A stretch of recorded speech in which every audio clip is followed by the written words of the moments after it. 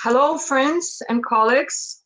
Um, my name is Julia, and I'm from Topfranchise.com, and I'm glad to start our global franchise conference. Founder and leader of our company, Vasil, will not be able to take a part in the conference on family affairs today. But he said, everybody, hello, and thank you for coming with us for this moment. So I think let's start. As far as you know, franchise market is now very popular and in demand in the world. It's very, very popular and very useful, you know it. So if you give a short answer to the question, what is franchise? Then this is an opportunity to start a business from scratch, but already under a well-known name. And buying a franchise helps you to start business with minimal risk. Our company, Topfranchise, a global franchise marketplace and franchising portal, topfranchise.com, with a good mobile version, and you really should check it out. Topfranchise.com is a platform that provides great opportunity for the development of your business. Namely, we are kind of a franchise store where you can buy and sell. For buyers of franchises, our catalog is absolutely free and it is not limited in the number of actions performed. On page of the catalog, you can leave applications for each of the franchise that seemed interesting to you. And for sailors, for little money, we provide coverage all over the world, many times more than an offline exhibitions. And you also get leads for your franchise from all over the world. Our portal was launched in 2017 and its traffic grown every day. Now our monthly audience is about 170 visitors. Our goal is to increase it up to 200 per month. We cooperate with over 100 countries. So we're not just like, online catalog of franchises. We are a team of expert lawyers, a team of international specialists who will help you to present your franchise and hold meeting with your buyers. We participate also in international exhibitions, Paris, Beijing, Dubai, London, New York, and many other countries. You can see it at our website. You can find there a lot of photographs and many information about our participating in exhibitions. Today we invite here speakers. I want to say thank you to speakers who will be today with us. It's very important for us to hear you, to know that you're with us, and just to feel you, So the speakers, we have gathered young speakers here, but with the growing companies from all over the world. We'll be our listeners can answer questions, write down questions, and we will of course answer each of them. So the purpose of our conference is to share the experience, to show people that it's not scared to start your own franchise if you want to get successful business. And really, is franchise is some kind of tool to be successful and to get a lot of money, without no risk, as I told it before. So I would like to introduce our first speaker, Matus. Are you here? Hi, yes, I'm here. No, Matus. We're talking about Matus right now. He'll be the first speaker. He'll open our conference. I can see you well. Hello. Hi. Are you ready to start the global franchise configuration? Sure, of course, it's a pleasure to be here, and it will be a pleasure to introduce maybe our company, our experience, and maybe share our knowledge, what we did, and hopefully it will be some sort of inspiration for all the listeners. I think we should help so many people to be strong and to understand that it's a good business to start franchise, really. Okay, Matus, you can start. Okay, perfect. So thank you very much. First of all, I really appreciate for having me today. I'm glad that we can speak about our experience, because I believe that these kind of events can be great source of learning for all of us. I mean, all of us are looking at some sort of inspiration, and that's why we are here actually today. So first of all, let me introduce myself. I represent the Donuteria on international markets. I give you a short introduction of our brand. It all started more than 5 years ago. Our CEO founded the company in 2015 while he was still working as an investment banker in London. Pretty much traveling through the world, he discovered that people worldwide were willing actually to wait in lines to get a fresh donut. He was pretty much amazed about popularity of this product, especially in the US and Canada. And what was for him kind of surprising moment was that the taste was nothing special for him. It was neither design of big chains or customer experience. And this inspired him to deep dive into the donut business. And actually, after a successful pilot launch and operation, it was time to try it as well as a local franchise. With no prior experience, he gathered a team of people and created the first franchise package for a local franchising. And actually, in the first 6 months, more than 25 licenses were sold. So it means all relevant towns were fully booked out by La Donuteria. And actually, this was the point where he understood the benefit what we created, and we started to look at the international market. Of course, considering that COVID was just rolling and nobody knew what's happening, we started to work on our international kind of expansion and try to imagine to sell a franchise food concept in pandemic, right? It's extremely challenging. And everybody was saying that it's nearly impossible to step into the market, and there is no way we can succeed because the competition is too big. And actually, at the moment, the food business, it's not so proper way to start kind of franchising. However, I mean, here we are today. We have currently branches in France, Germany, Austria, Czech Republic, Spain, Hungary, Cyprus. We actually, during the last summer, signed up our first partnership for branches in Saudi Arabia and as well in Egypt. And of course, we have more going on discussion. But let's talk for a while how we did it, because I think it's important to understand.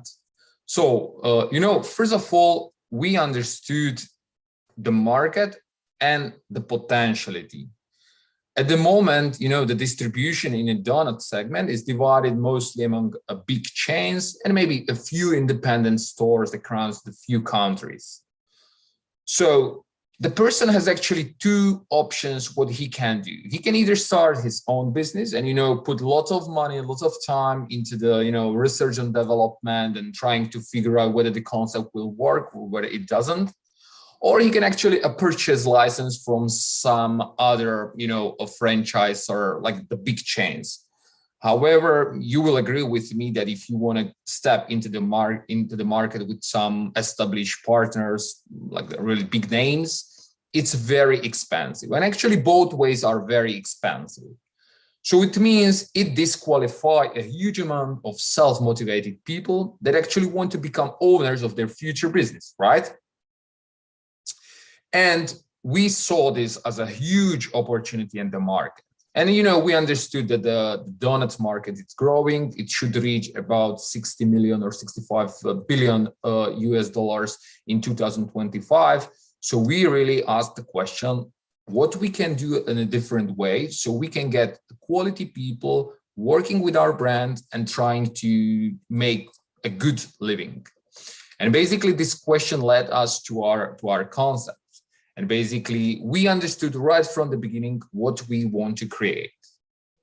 And we created like affordable business that will generate enough value for owner with efficient return on investment and a community that will follow, share, and talk their story. So we created kind of handmade gourmet delicious product based on our secret recipe. All this we packed into eye-catching design shop with award-winning customer service. And we communicated with our community on our social media. So we are very powerful on Facebook, Instagram, and others. And all together makes from La Donuteria love brand. Meaning that this is our momentum, which we leverage everywhere where we go. And we understood one thing, that at the end of the day, it's not about purchasing the donut. Donuts are what we sell. It's a product. It's a concrete product.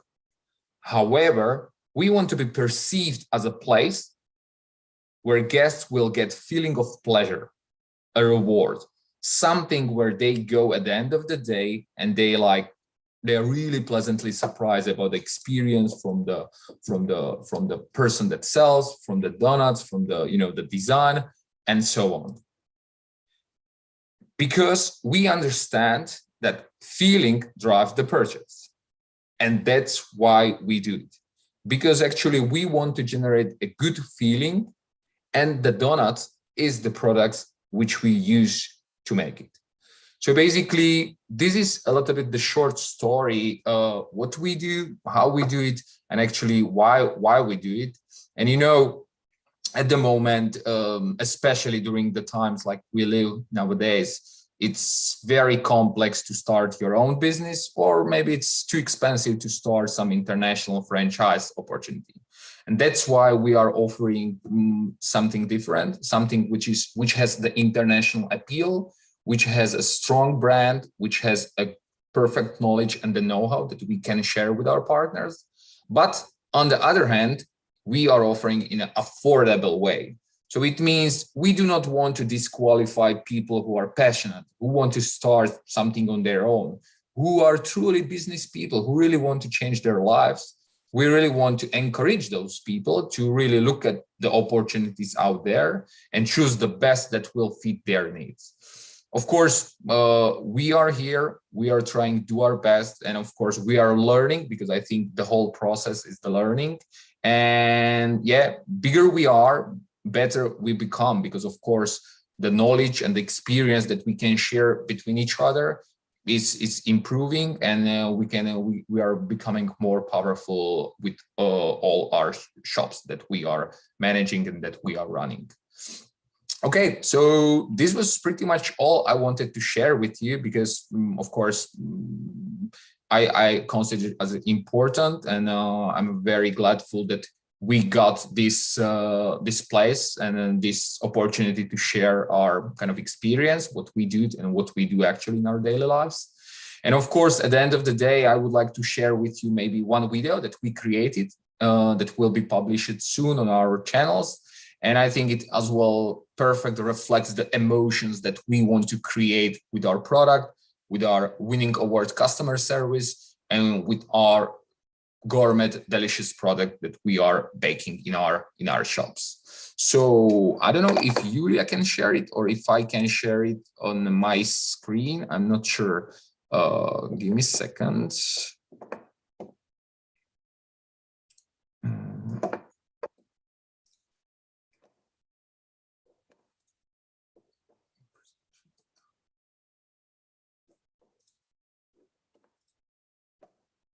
Okay, perfect.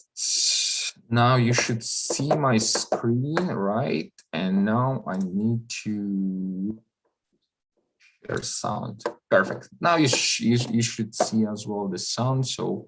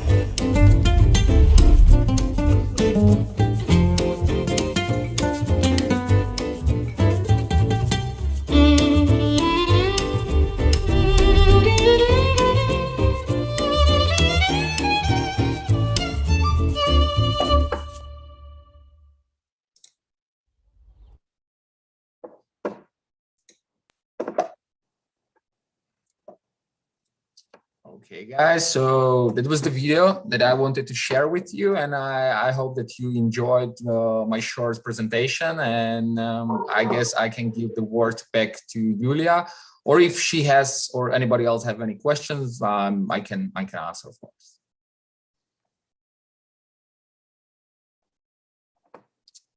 Yulia, I guess you have to unmute because people will not hear you at the moment. Right. You hear me now? I'm here.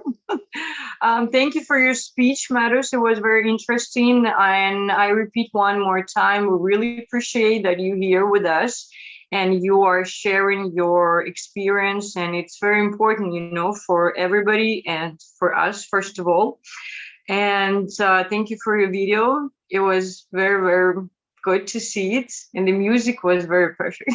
So thank you very much. So do you have any questions to Matus? Okay, just technical checking to be sure that you still have any questions maybe.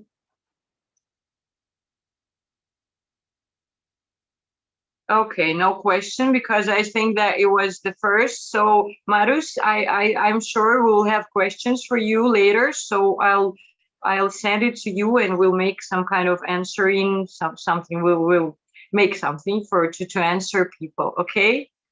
Okay, perfect. Okay, Thank you very much. It was a pleasure. Bye bye, Matus. Bye bye. Have a nice day. Bye bye. You too.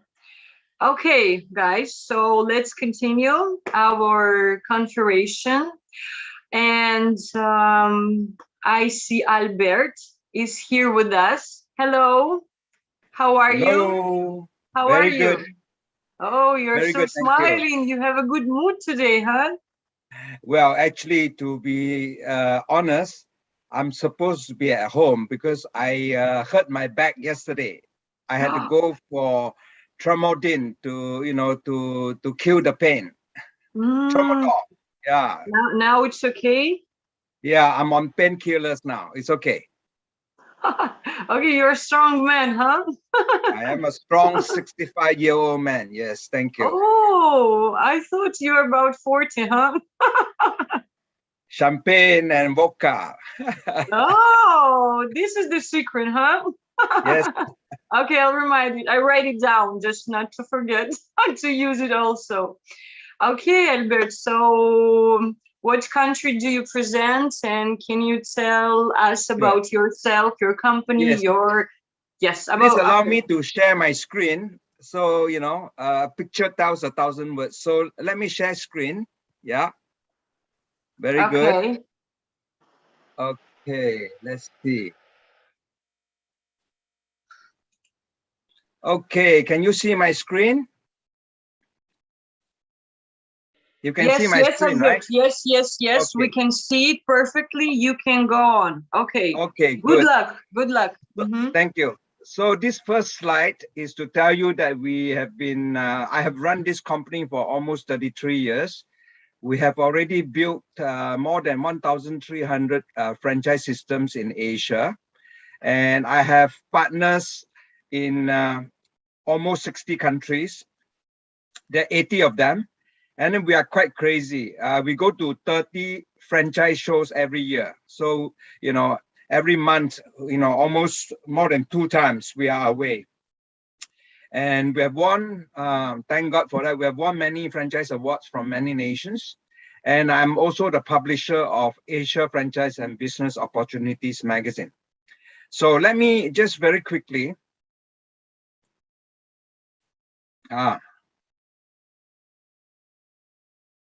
me go right to the front. Okay.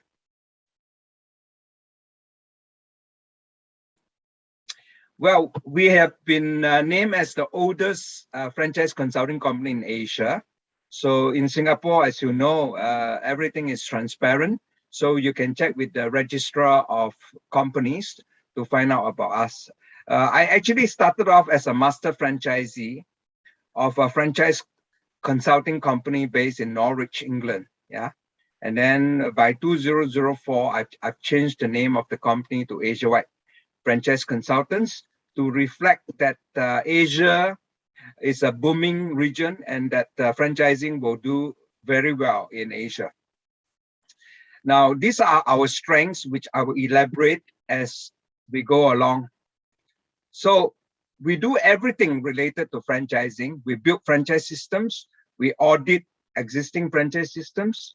We act as broker or middleman between franchisor and franchisees. We publish about franchising.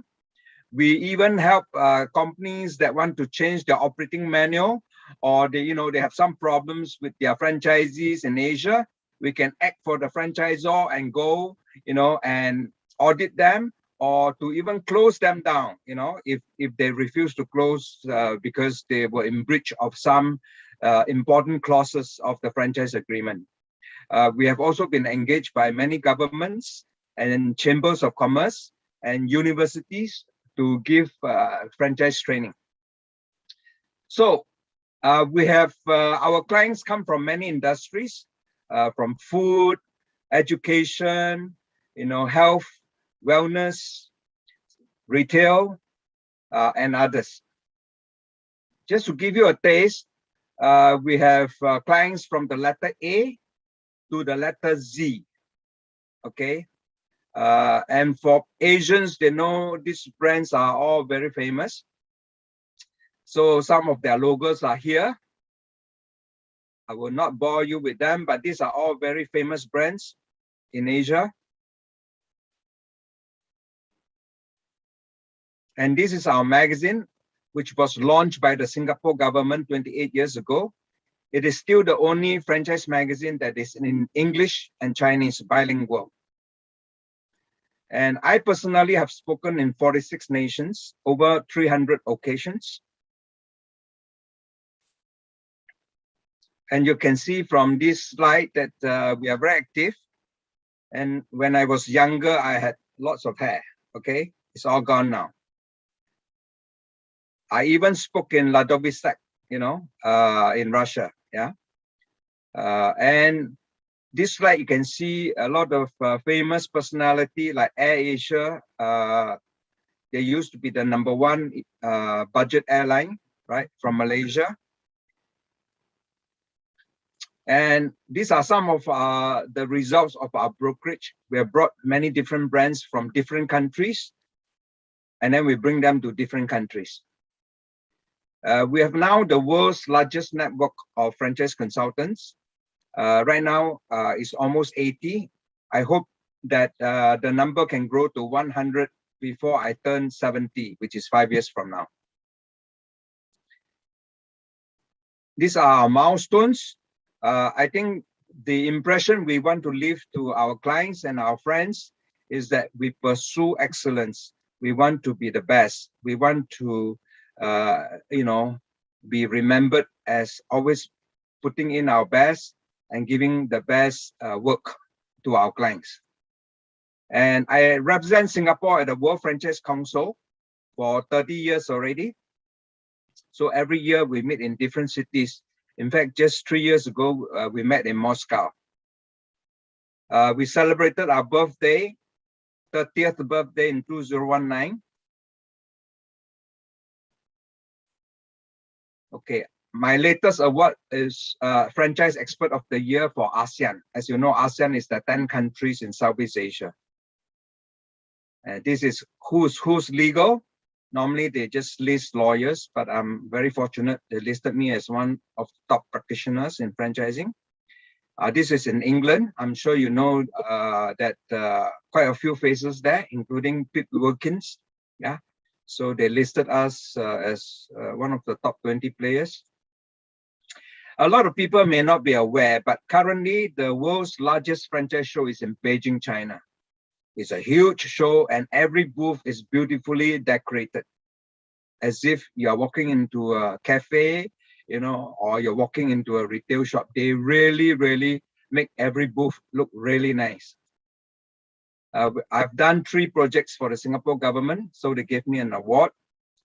I wrote a book with a few lawyers. This book is called Developing and Managing a Franchise, published by LexisNexis, an American publisher. These are just some other activities in different parts of Asia. Even in Cambodia and Myanmar, they were franchise shows. Of course, the last 2 years being the pandemic, all the shows were either cancelled or they are online. So it's virtual shows. So I'm a board member at these places, and I'm still advisor to the Taiwanese Franchise Association. And I've been interviewed on TV and radio, etc. Okay, I've spoken 5 times at the IFA convention. As we know, the IFA has the largest franchise convention in the world. So I've spoken in different cities, Las Vegas, New Orleans, San Antonio, 5 times altogether. If you were to visit my LinkedIn, you'll find that I'm very active. Every month, I will do a posting on franchising. Every month. So all these are all the webinars. Just over the last 6 months, I've done almost 20 webinars with different countries. These are the latest ones with the Japan Franchise Association and with the Korean government. This is my company address. Now, I just want to share quickly the situation in Singapore. Now, in Singapore, being a very, very, very small country with just 5 over million people, smaller than Moscow, just 700 square kilometers, very small country. But our government is very supportive of franchising. So there's this agency called Enterprise Singapore. A lot of Singapore companies that engage my company to build franchise systems for them, the government pay 80% of my fees for them. And if franchise companies want to register their trademarks overseas, again, there is funding. It's not loan, it is a pure subsidy. Meaning, if you were to register, let's say your logo, your trademark, or your patent in another country, and let's say it costs $2,000 US, the government will foot 80%. Yeah. I see Hendy just signed in, my good friend from Indonesia. Yeah. Okay.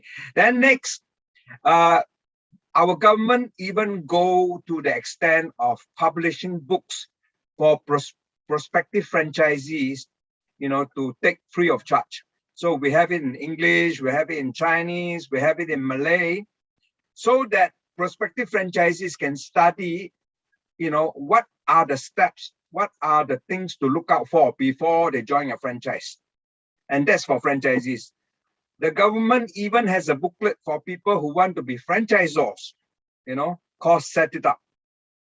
So these are books which very popular, they're all gone, but in my library, I still have a lot of them.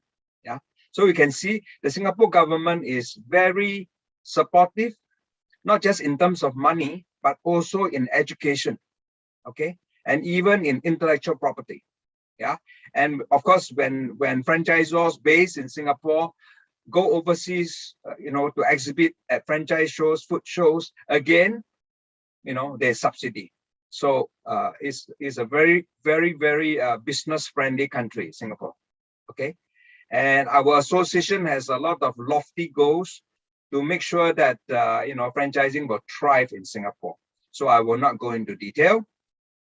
So I hope that, you know, you will visit our virtual show, which is next month, in November, next month on the 25th and 26th. And there are lots of seminars on, you know, please sign up and, you know, listen to all the speakers from around the world sharing their knowledge and insight on franchising. Okay, so with that, I will stop and I thank you for your time. Bye for now. Albert, you finished? Yes, I already? finished. Yes. Yes. Okay, it was very interesting, and you have big experience in this way. So it's very pleasure to hear it and to listening to you. Okay, thank you very much that you're Thank here you. with us, and Thank you. we really, really appreciate it. Thank you very much. Have a good Thank you. day. Take Thank care of you. yourself. Bye. Okay. Thank you. Okay. Bye bye. Bye-bye.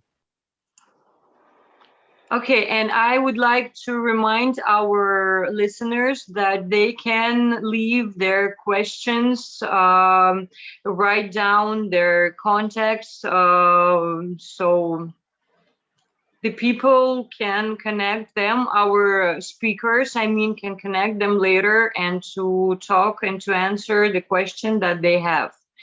Okay, so and it's just wondering if it's possible, listeners, can you write down what countries are with us right now? So just for us to see that you're here with us, you see us, you hear us, and it'll be very, very good if you do it. Thank you very much.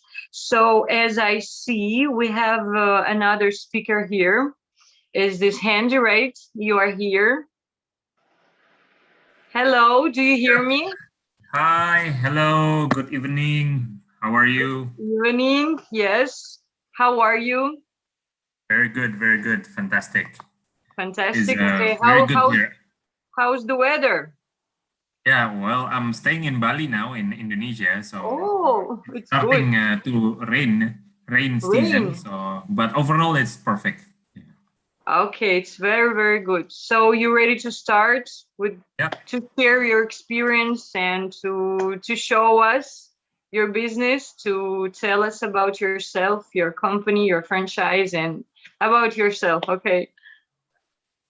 Right. Thank you very much, Topfranchise, for inviting me into this session. It's a pleasure for me to share a little bit of the condition of franchise industry here in Southeast Asia, as well as the F&B businesses that we are running and operating here in Indonesia, as well as in Southeast Asia.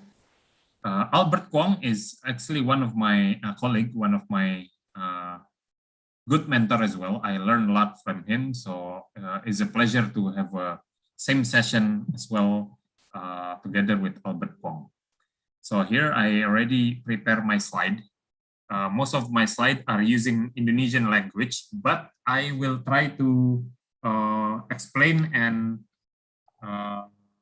use the material in English as well. My topic will be how can we be successful in this pandemic situation, and of course, how can we keep growing, especially during this F&B business on this pandemic situation. So a little bit of my slide content will be the Baba Rafi milestone, our company, our business, Baba Rafi, and of course the opportunity of F&B business, why it still keep growing, and how to build a strong and powerful F&B business. And as well, the last topic will be how to grow our business, especially during this pandemic condition. So a little bit of my story. I started with a capital of $400 with a small push cart, very small outlet in the vendor of the street that we started. So with a capital of $400, I started my first stall of selling kebab. So this was me when I was still in the age of 19. So at that time, I sell my first outlet with only one employee. So it started with 3S, small single steps. Yeah, and then we're very fortunate that we are able to grow and scale our business internationally. So not just in Indonesia, but as well as global in 10 different countries. We started in Indonesia, but we are able to grow and scale the business in 10 different countries. So that was something that we like to expand and grow our business, not just locally, but also overseas. Okay, and then next slide. So from our first business of selling kebab, called Kebab Turki Baba Rafi, we are able to expand into different other group holding. So this is the business that we have grown. First was called Kebab Turki Baba Rafi with over 1,300 outlets. Then we are able to grow and scale different brands such as Nyapi, and then Ngikan, and then Kekinian, Juice and Shake, and Menanti. Menanti is our latest brand. We start in this April during this year, and up to now we are able to open 117 stores of Menanti. Menanti is a beverage business, something like chat time, tea business that we are able to grow and scale the business. So a simple question, why F&B business is still growing? The answer is, of course, it's human needs. Everyone needs to eat. Is a human thing that everyone needs to eat. So of course, F&B is a good opportunity to grow and scale the business, especially during this pandemic situation. And why is F&B very interesting to do? Because there's three simple answer. First is easy innovation. To start F&B business, everyone can do with a simple menu. Nowadays, we can do using cloud kitchen and use the online ordering as a part of the marketing tools, and it's easy to start. So everyone can be a F&B-preneur. Second, the flexible of the location. Before, we need to do very high rent costs. The rental are very high. But nowadays, due to the online and the cloud kitchen situation, it's easier for us to start a business anywhere. Even though we start from our own home, our own kitchen, to start promoting our business. And then the third is, of course, the potential profit that could be very high due to the innovation that can expand into maximum profit. But there's also challenges. I have to say, during F&B business, there are also challenges. First is the high competition of the people that enters the F&B business. So it's not easy because everyone is now pivoting to doing F&B business. And then the health protocol of food safety issues becoming another challenge, that we have to follow the health protocol based on the local regulation that government has make some rules about it. And then the disruptive technology, the changes of technology. Like before, people buy menu food offline. nowadays are dominating by online. So like myself, I'm now in Bali in my hotel, but I order my food using Grab Food, Shopee Food as part of the easiest way in ordering our menu. Then, of course, pandemic happened, business changes, and we have to adapt with the situation that based on the business that we are running now. So the challenges in this pandemic situation, we need to be more selective. People consume more selective product based on what is more healthier and good for them to consume. And then online connected, we need to provide our business online ready. So not to be digital, but you have to go digital. That is the answer of the agile in this era. And the last one is easy to reach. So we need to expand our business from the franchise model so that able to expand the business not just locally, but of course across the region and nationally in the country. There's always an opportunity in every crisis, and there's always a new hero that born in every crisis. So how to build a successful F&B business? Of course, building an F&B brand and F&B business as a franchise is not easy, but there's always a way. And I will give some quote on how to expand from one simple business to 12 different business and expand more than 1,500 shops across 10 different countries. The key is don't rush the process. Good things take time. So as long we follow the process, there's no elevator to success. You have to take the stairs. In this way, it's easier for us to grow and scale our business. And the last is how can we grow our business, especially during pandemic. Rule number one, simplify the process. We need to simplify every process of our business. The easier the process, the easier for us to franchise our model as well. So make sure our model is simple. Based on simple preparation, less contact, quick service, and clean and hygiene. These are the way that we are able to grow and scale our business. And then this is the simplify the process. This is Baba Rafi Plaza, our head office, the plaza that we operate to run the HQ of all our business operation. And second rule is redefine your customer. We have to understand our target market. We have to understand the demographic of our customer. In that way, easier for us to do marketing based on the consume and behavior of our target market. So find out the trend, what is happening in the market. We have to understand the buyer persona, as well as competitor watch. We have to see what is our competitor doing. And by then, we need to adapt and modify based on what's happening in the trend itself. So this is a story of how we open more than 100 shops in 4 months called Menanti. Menanti is our brand that just recently launched this April. And by 4 months, we are able to grow 100 stores. The key is the great storytelling. We are using a local influencer. These two are local celebgram in Indonesia that's very famous in Indonesia, have millions of followers, and we invite them to become our partner in Menanti. So by having their fan base as part of our marketing strategy, it really impactful in not just in creating the hype in the product itself, but as well creating the hype in people who wants to join the franchise business itself. Same business, same strategy that we do with our brand called Nyayap.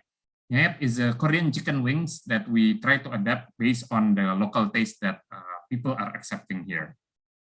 And the rule number 3 is set your marketing plan. There's no formula to success, but if you have a plan very well, then and execute very well, that will be make your business easier to run and grow in the future. So by using social media and then collaboration using KOL or influencers, key opinion leader, that will be easier for us to promote the business and use the online channel as part of the delivery to grow and scale the business itself. So by using a great marketing plan that based on the target market, like example, our brand called Nyapi, we have 80 restaurants of this brand. We are targeting millennials as our target market. So we use TikTok, Instagram, filters that is adapt with the local audience that are using social media. Menanti that I mentioned before now already have more than 600K followers in the updated account in Instagram. And rule number 4, the last is to improve the unique selling point. We have to improve our unique selling point based on the added value that makes our brand different with our competitors. So this is the grand opening of our Menanti stores. Every week we open 8 different stores each week. So that makes the brand grow very fast. This is our other brand as well. Most of the brand are working together with KOL, key opinion leader and influencers that have a lot of followers. So last but not least, this is my final statement for today's presentation. So social distancing is not the new normal anymore, is not the next normal, but this is the now normal, the condition where everything are online. We have to take a seminar through the webinar and ordering food through online, buy things on a marketplace. So by using this, we have to adapt with the condition. So be agile and stop dreaming, start doing. Collaboration is key. Yeah, create added value and keep networking. Yeah, and of course, there's no elevator to success. You have to take the stairs. We need to go step by step in each process. By doing that, and the agile spirit that we have in our business, in our company, that makes us grow and scale during this era. So that's about it. That's from me. Thank you very much. Back to you. Hendy, thank you very much. You hear me, Hendy? Hello. Yes, I can hear you very well, manager to Okay, franchise. it's very good. My name, I told before, my name is Julie. Maybe you didn't hear it because you were out of the conference. Okay. Yeah, Julie. Thank you for your speech. It was very interesting, and we really appreciate that you're here with us. I really, really thank you very much. And so I ask you to leave your contacts under the broadcast, okay? Of course, I will write our website. Okay, website, email, maybe telephone number. You can you can leave them there, or you can write down to us. We will make it. We'll make it to move there. Okay, if you want. If it's okay, we see it. Okay, we'll make it. So thank you very much one more time, and glad to meet you and glad to hear you. Okay, bye bye. Okay, so let's continue our conference, Global Franchise. And I remind to our listeners that you can leave comments under the broadcast, and you'll find there the context of our speakers, and you'll be possible to answer questions to them. Okay, so now I would like to hear Konstantin. Are you here? Yes. Okay. Yes. Hi, hello, colleagues. Konstantin. Hello. I am glad to see you, to hear you. How are you? Me too. Everything's fine, thanks. And you? Oh, we too. Thank you very much. But it's Little bit really busy. cold, you know. It's very cold in Moscow for today. So, but we are getting strong, and everything will be fine. So, you ready to share with your experience, to talk about your company? Yes, sure. I'll be very glad. Okay. So today I represent the company called Libertex. It's a group of companies that was founded in 1997. So let me show you our brief presentation.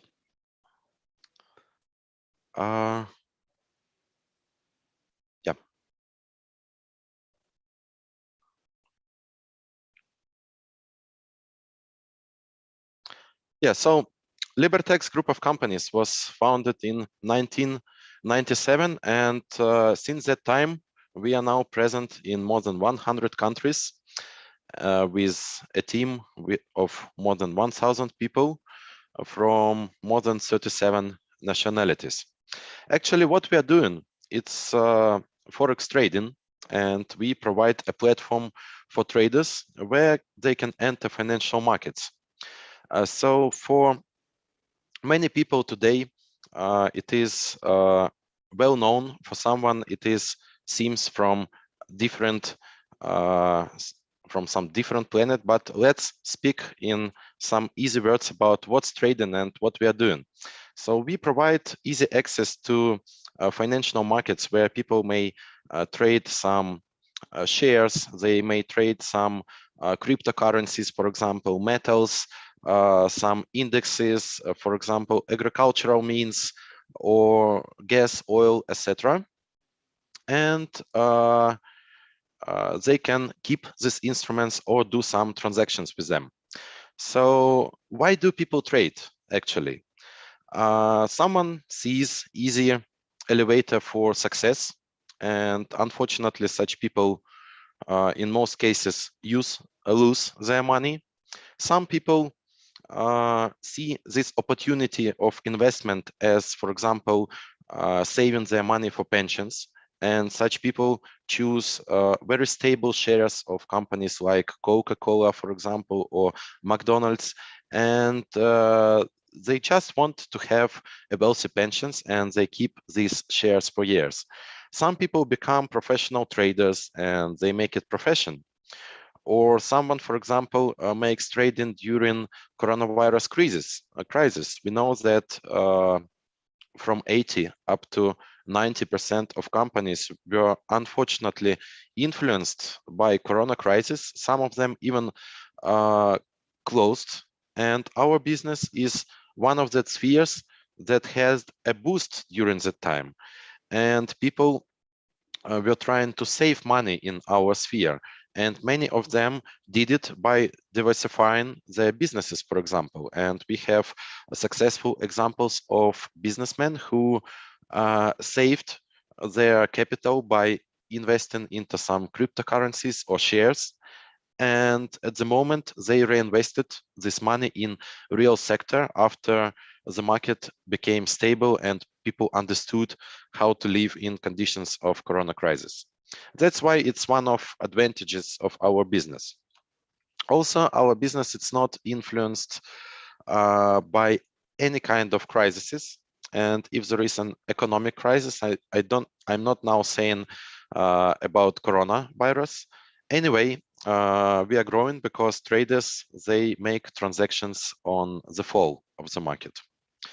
So this type of activity may touch everyone. It's not for businessmen only, it's for all people, because I think that everyone heard about Elon Musk tweets, or everyone heard about Evergrande company that now can collapse in China, and it will lead to another economic crisis that was in 2008 and influenced pockets of all of us.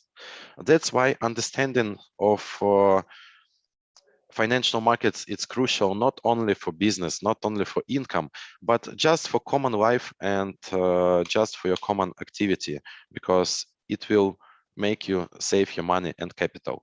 And coming back to our business and to opportunities of our companies, so what we propose, we have licenses of practically all possible countries and markets, so we have access practically to all countries. We have all instruments, more than 250 trading instruments. We are present practically in all parts of the world. You can see our offices worldwide, and our company proposes a partnership via franchise. I even can say that it is more like a model of partnership than franchise, because we don't take any kind of royalty payments. We have quite nominal franchise fee of only $30, And we share our clients from the region with our partners, as well as we share 50% of marketing costs with our partners. That is why I may say that our franchise, it's more like a business opportunity where both sides, together with our company, take risks, and where both sides share revenue and share profit together. So if our franchisee starts losing profit, it means that Libertex company will also lose, because we invest in marketing and we co-invest in office costs. That's why we are patiently negotiating with all of our franchisees, trying to understand if we met a good partner. So we invite you to become a partner of our company or a client of our company if you want to invest into your future, or if you want to save your money during coronavirus crisis. And we will be very glad to provide our support, provide our instruments of a big international company, and of course our experience, because we have lots of experience specialists in their field who will assist you in your business. And it's also one of our advantages that we have a very good educational and supportive team. So this is some statistics about our clients. Not to overfill you with information, like let's skip it.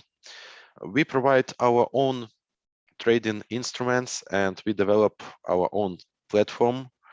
It's also what we are glad of. We have a very big team of IT specialists, nearly 200 people. And as you can see here, we have practically all popular trading instruments of financial market.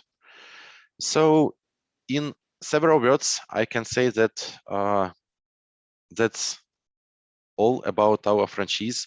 Maybe if you have some questions, or you would like to know some information additional about our company, I will be glad to answer these questions. And please do not hesitate to contact me. Here's my contacts. I will also leave them in the chat. So I will be very glad to communicate with you. And also, I will be glad to meet our colleague speakers for cases of promotion of our franchise in different regions of the world. So thank you very much for giving the time for a speech. And maybe if you have some questions, I will be glad to answer them.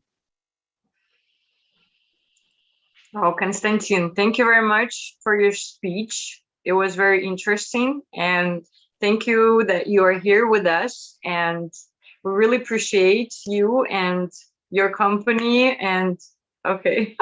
Thank you. Thanks a lot. And I also want to thank you, because such events are very important for making a network and for finding new contacts. And also thank you, Topfranchise portal, for your organizational work and for what you do, because it's really nice and successful to cooperate with you. Thanks. Oh, thank you for your reviews. It's very nice and very pleasant to us. Thank you very much, Konstantin. Thank you. Okay, so don't forget to leave your contacts under the broadcast, or if you can send it to us. We'll leave it instead of you. Okay. Yeah, I'll do it right now. To contact, because we have some questions. People are asking how to contact speakers and where to find the franchise. So it's working, huh? Yeah, for sure. Thanks a lot. Okay, yep. Thank you very much, Konstantin. Glad to see you, to hear you. Okay, bye-bye. Bye-bye. Have a nice day. Bye. You too. Bye-bye. Okay, guys.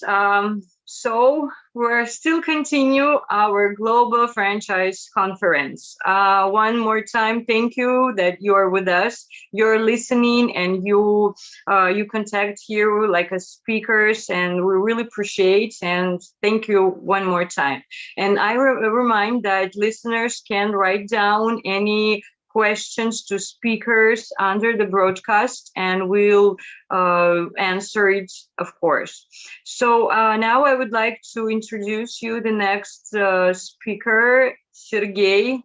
Are you here? Okay. I am here. I hope my voice is also with you. Yes, it is. Should I introduce? How are you? Okay, let's start. How are you? I'm good. I'm good. I'm not the American, so I'm not asking and neither replying. How are you? Unless I have intent. So you know that I'm very, very fine. Yeah, absolutely. I've been talking to you quite a few times. It's very good. So if I remember that you're in Moscow now, right? Yep. I'm in Moscow for the last day. Tomorrow I'm departing to Belgrade. So if anyone from Belgrade have a chance to meet each other. Yulia, I will attach myself to Konstantin what he said, thanks to Topfranchise.com, because the international development that we actually achieved, 23 countries in just 2.5 years, is like 90% because of cooperation with you. We tried many other platforms. I can name those of them, but we remain only with you. I mean, this is the most successful. You get the quality leads. So I mean, I just saw that someone asked the Ultra Time asked how you see the opportunity to expand to the international market. If you have the product or if you have the service to sub-license, go to franchise.com. I mean, that's my personal experience. I'm the founder and the CEO of the company called Verbatoria. We are rooted in Russia, and I'm so glad to be here in a company of the businessmen whose business was growing and booming in the time of coronavirus. My business was not booming.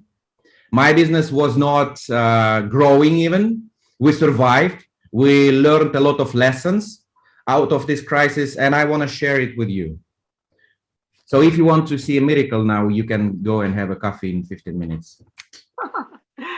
No, we will listen to you because I'm sure that you'll tell us something interesting and share your experience. And okay, start. Thank you very much. Good luck.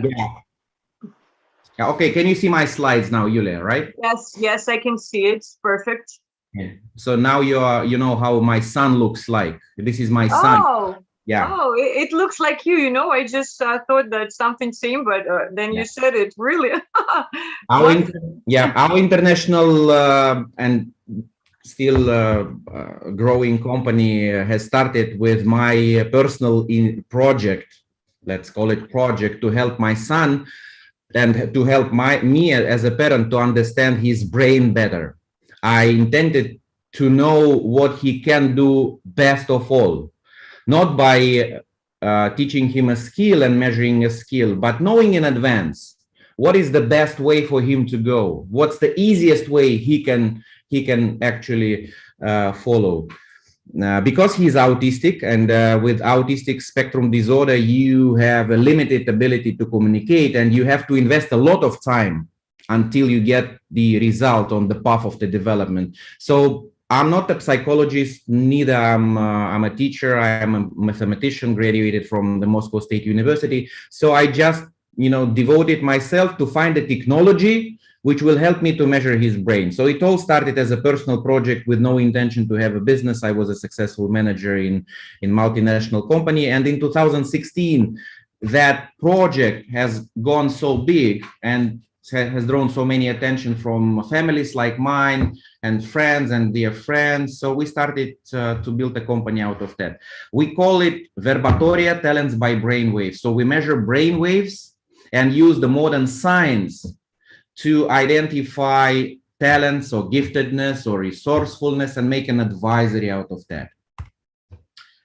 Our service is pretty much simple. You do a 30 minutes test with a neural sensor on your head.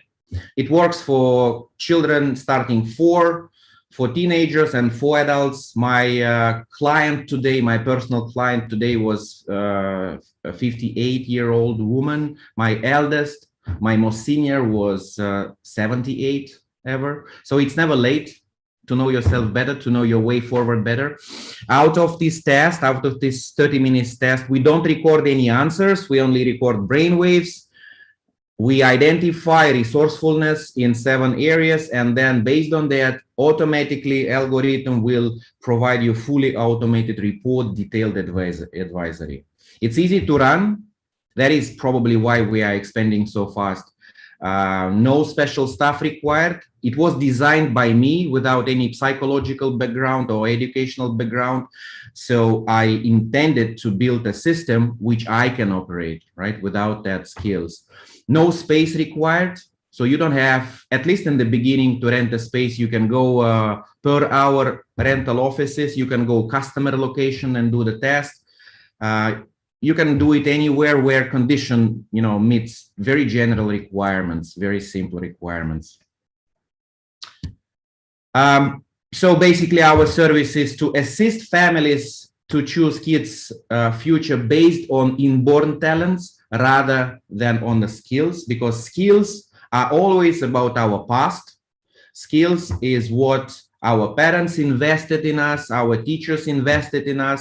So if I was not invested in music, as I wasn't invested in music. So I never played any musical instrument. I never spent an hour on a music skill development. So if anyone will test me today, my skill will be 0, but my potential is there in the brain. It's still there. If I will start any day soon practicing music, to some extent, I will develop this skill, right? So resource in the brain is there to develop music. So that's what we measure, resourcefulness in a particular area, and compare them to each other.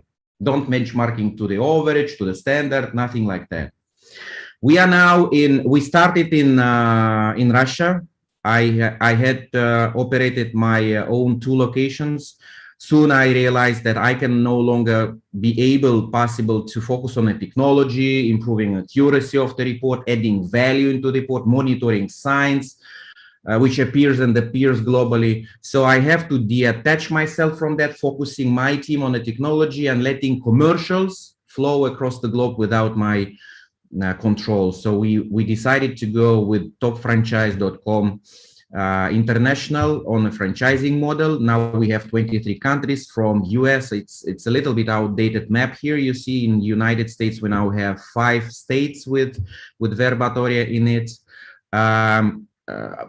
to Hong Kong. I mean, Singapore, Indonesia, China, you name it, 23 countries. Still a long way to go. We just started Africa. We don't have anyone from Latin America. Europe is very weak. Covered. 120 franchisees. No one will become a dollar millionaire with us. So the service and the franchise that we offer is the a side revenue for the family or a hobby revenue for the family. You will raise up to $3,000 to $5,000 per month. Depends on your time spent on making Verbatoria in your city.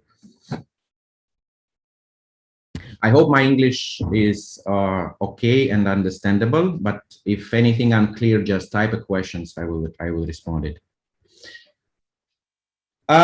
So yeah, let's talk about the momentum, not about the brightness of my company or brightness of the future, but what's the momentum? The momentum I want to share with you is what are 3 key lessons learned out of the COVID crisis I have.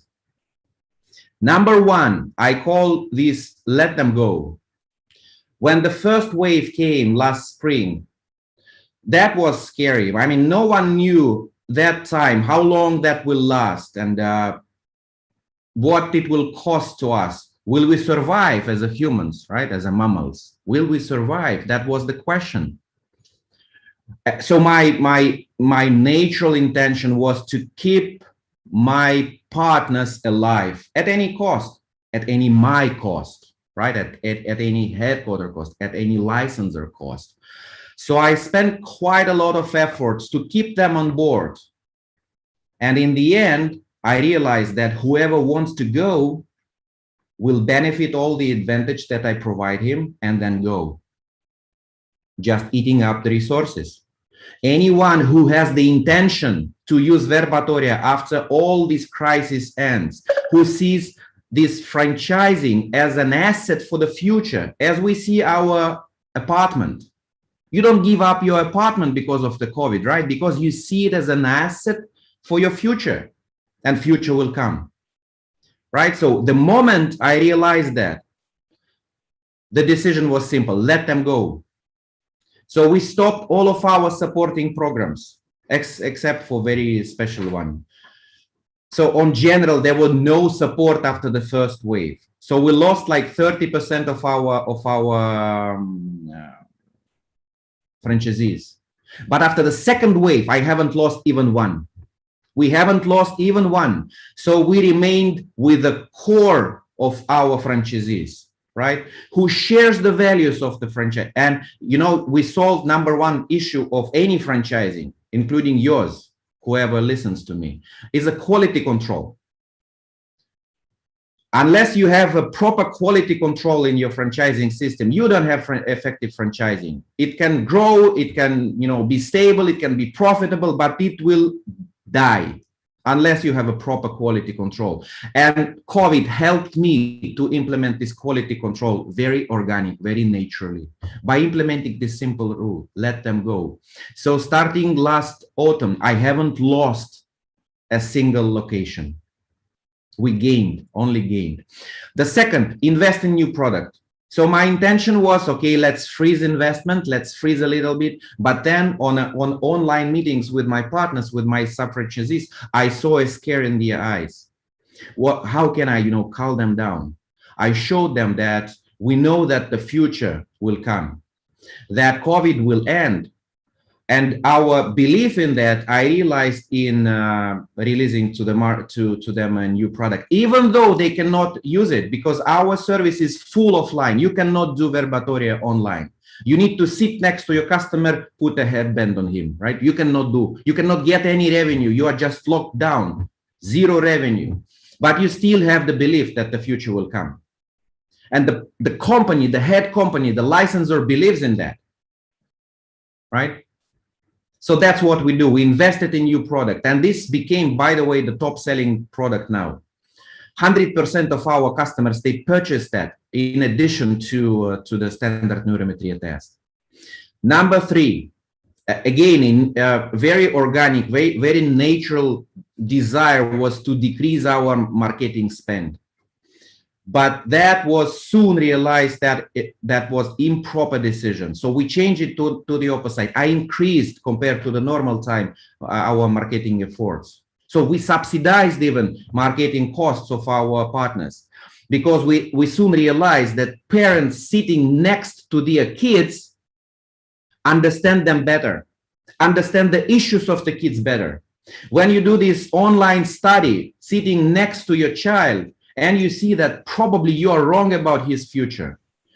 And my guess was that when lockdown is over, extra clients will appear in our locations. And that was true. After each of the wave of the lockdowns in every country we are in, our partners enjoys a temporary but extra demand for their service. So say they have like 50 customers on average per month. So after the lockdown, immediately after the lockdown, for 1 or 2 months, you have 60. Around that, I give you just rough numbers. Just because more people realize that they have an issue with understanding kids' future properly. So those are my key takeaways. There were a lot of minor things, you know, financial stuff, but probably that will help you to make a better business in the future, in a future crisis. So educational markets, edutech market we are in, or I call it sometimes edutainment, a mix of education and entertainment, because some of our customers, they come just to our offices just to entertain themselves, which is a good thing. I mean, I don't care about that. But edutech market specifically suffered and changed and transferred a lot because of this offline. A lot of online services, they were booming. A lot of offline services like mine were at least suffering. I would say like this, because for periods of lockdown, you don't have revenues. Luckily, as a headquarter, we were quite stable, able to support whoever wants to remain with us, as I spoke in the beginning, right? But our end, you know, our sub licensees, they suffered without the revenues. But let's compare what was on the market and what helped us to survive, what helped us to become, you know, even in a better shape after the crisis, not saying growing, in a better shape. So lockdowns moved education services to online, and Verbatoria is full offline, right? Sitting next to kids during lockdown enlightened the issues. So we see extra demand, right? Many offline edutech services went dead because of fixed costs. So Verbatoria partners, they enjoy no space, no staff, and very, very low royalty, right? And it's a very low, it's flat, it's transparent. So unless you decided to go off the business, you can maintain that business. That's the cost of your apartment rental, much less, okay?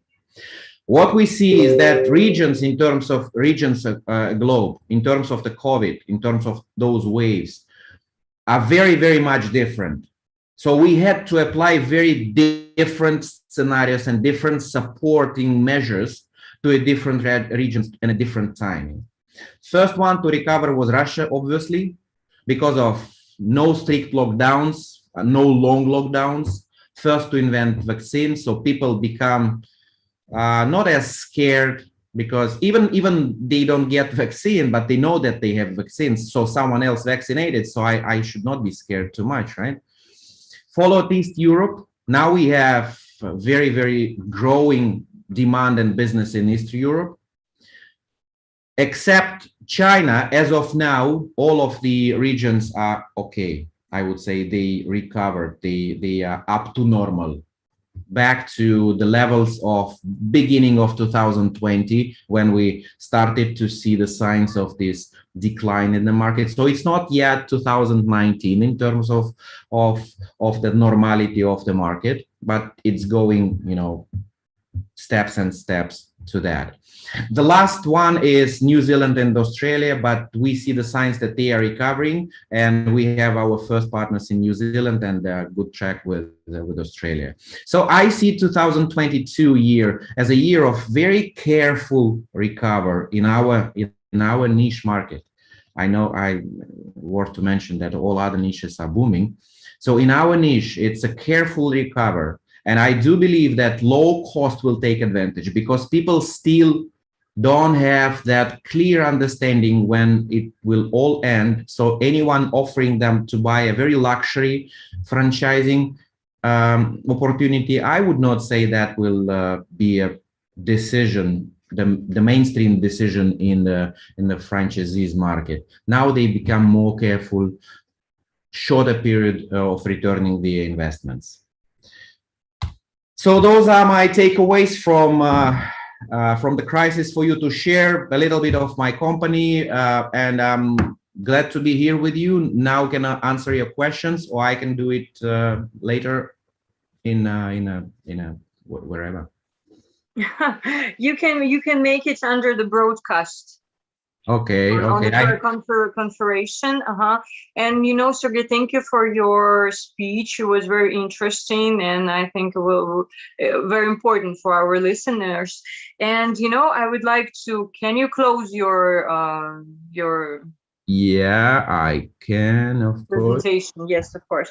And you know, I have one question for you. What can you advise? What advice can you give to companies that want to enter the international market, but they are afraid to lose or to?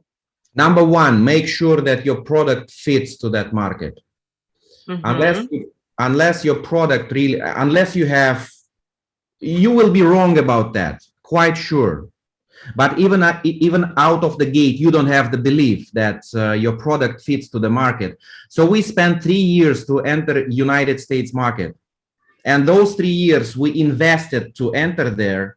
And it took us just a week to adjust our product to finally fit it.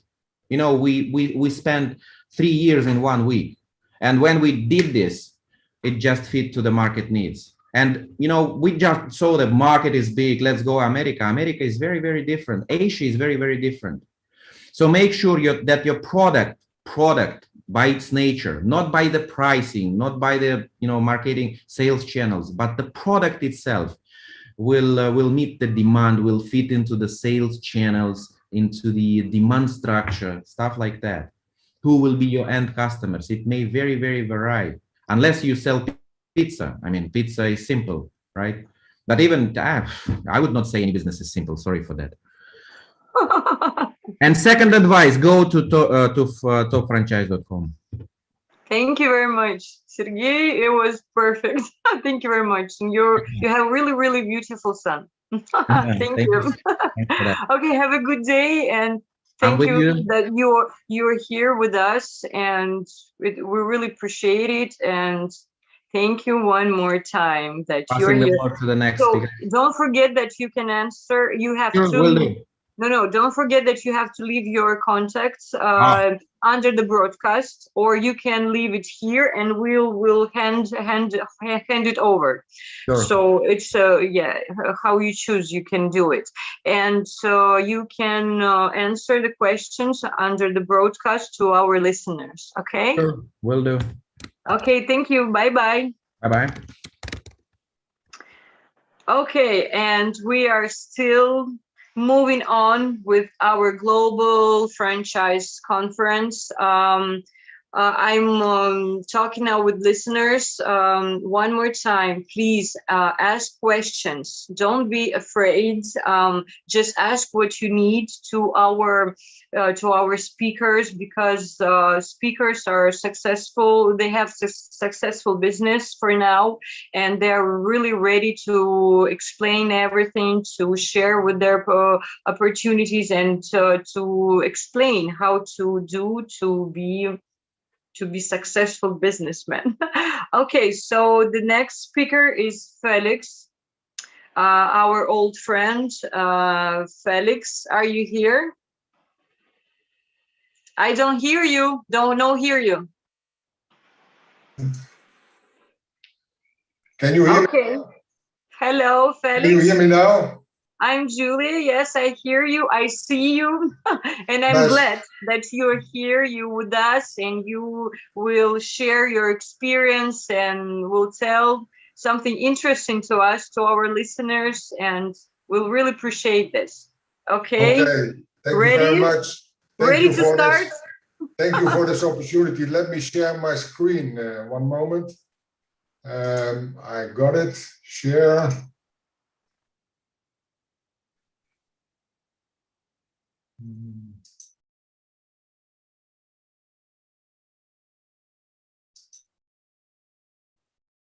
One moment more.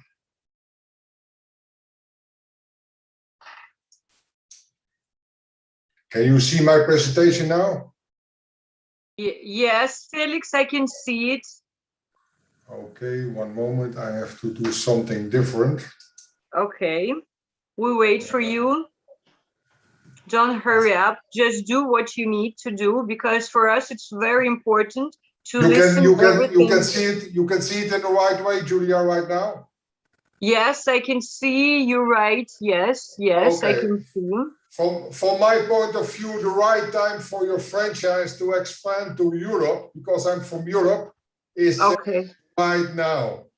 And let me tell a lot about myself. I'm Felix de Wit. I'm from the Netherlands. I started my career as an officer in the Royal Dutch Army. Afterwards, when I resigned, I was a real estate agent, but it was a too small business for me. So I decided to make little things big, and I bought a master franchise for an international brand in the real estate industry, REMAX. I'll tell you later why I did it. And since 2009, I have my own company in a franchise development, consultancy and sales.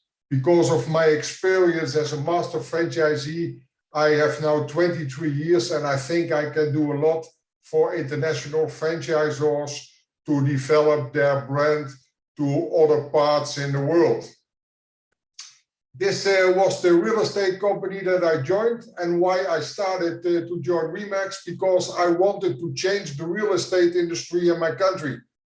The opportunity to build something for myself, but not by myself. That's actually a benefit of being a franchise. You are the owner of your own company, but you can share the experience with the rest of the world, with all the franchisees, and it makes you much stronger. And I'm a winner, and I always like to join the best, and REMAX was and is the best in the real estate industry in the global world. In the time from 1998 to 2009 that we get the crisis, I sold more than 150 franchises for a brand. In 2008, I had 100 open offices in less than 10 years. But then we get a real estate crisis, and actually that was a tough period for all of us. I sold my company and I started my existing one, and our services, and what we always say to our clients: to build a big business, you need a small focus. So we support international franchisors to develop their franchise, mostly in the European continent, but I can help franchisors for the rest of the world as well because of my international franchise network. We are in a situation now with the pandemic, and I always see a good franchise organization works exactly like a virus, but then in a positive sense. Someone gets infected with it, then infects the other, and if everyone does their job very well, then transmission goes very fast, and the franchise becomes a threat to the competition. That is why the big brands are competitors. They are spreading like a snowball to all of the world. The actual situation, because of COVID at the moment, there have been at least 62 million reported infections and 1.5 million deaths caused by the virus in Europe so far.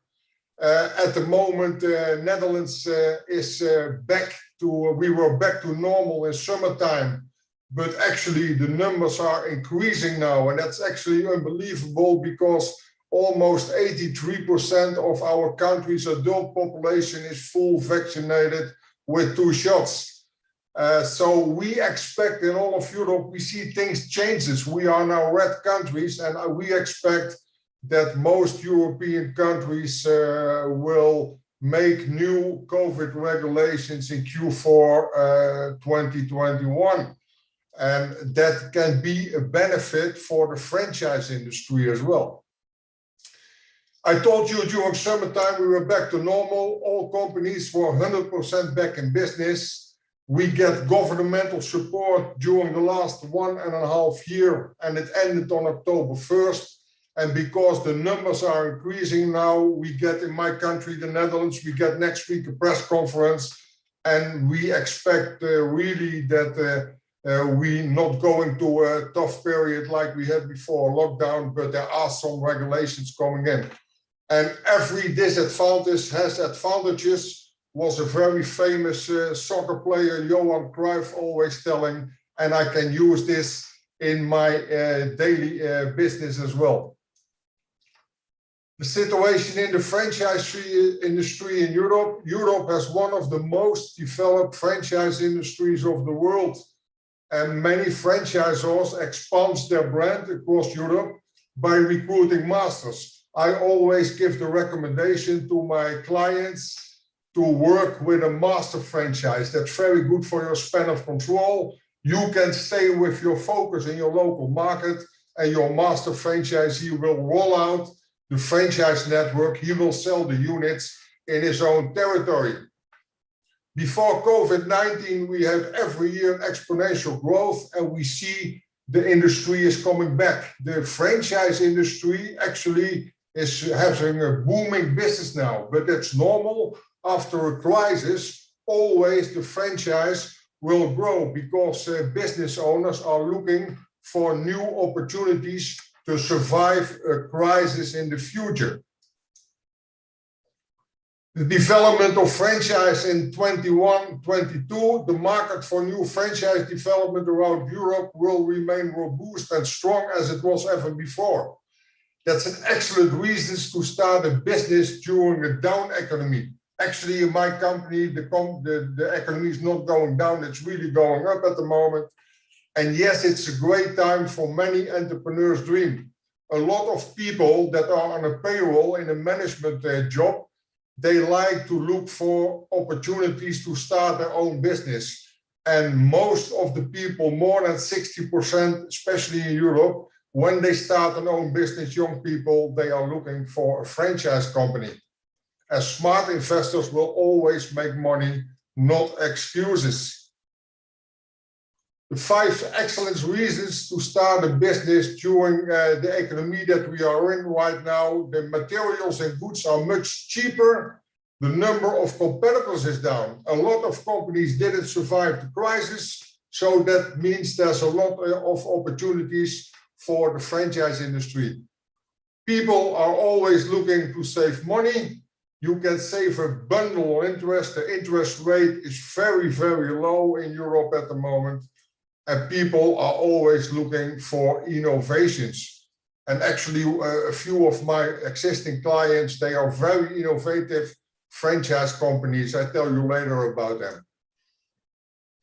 What we see going on now, we see a lot of conversions. Existing companies that are existing a long period of time, they will franchise their business right now because of the lower cost. I told you the span of control, simply management, a faster expansion.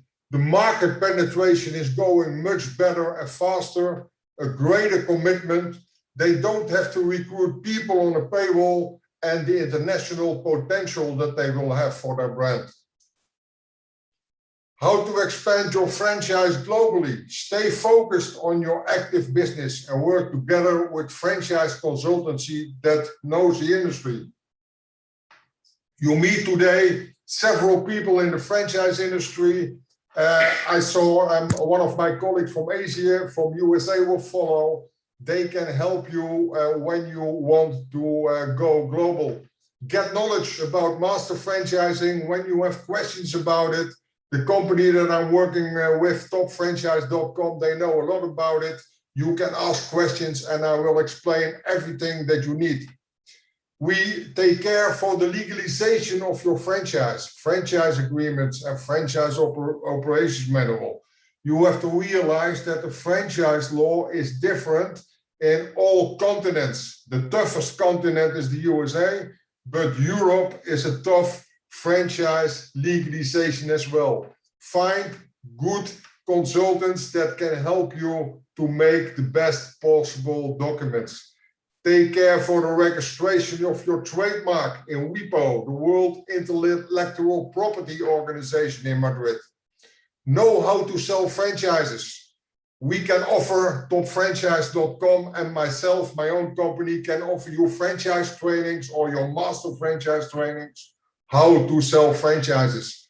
And I was myself with the feet on the ground when I bought a master franchise, spent a lot of money, and I really didn't know how to sell a franchise.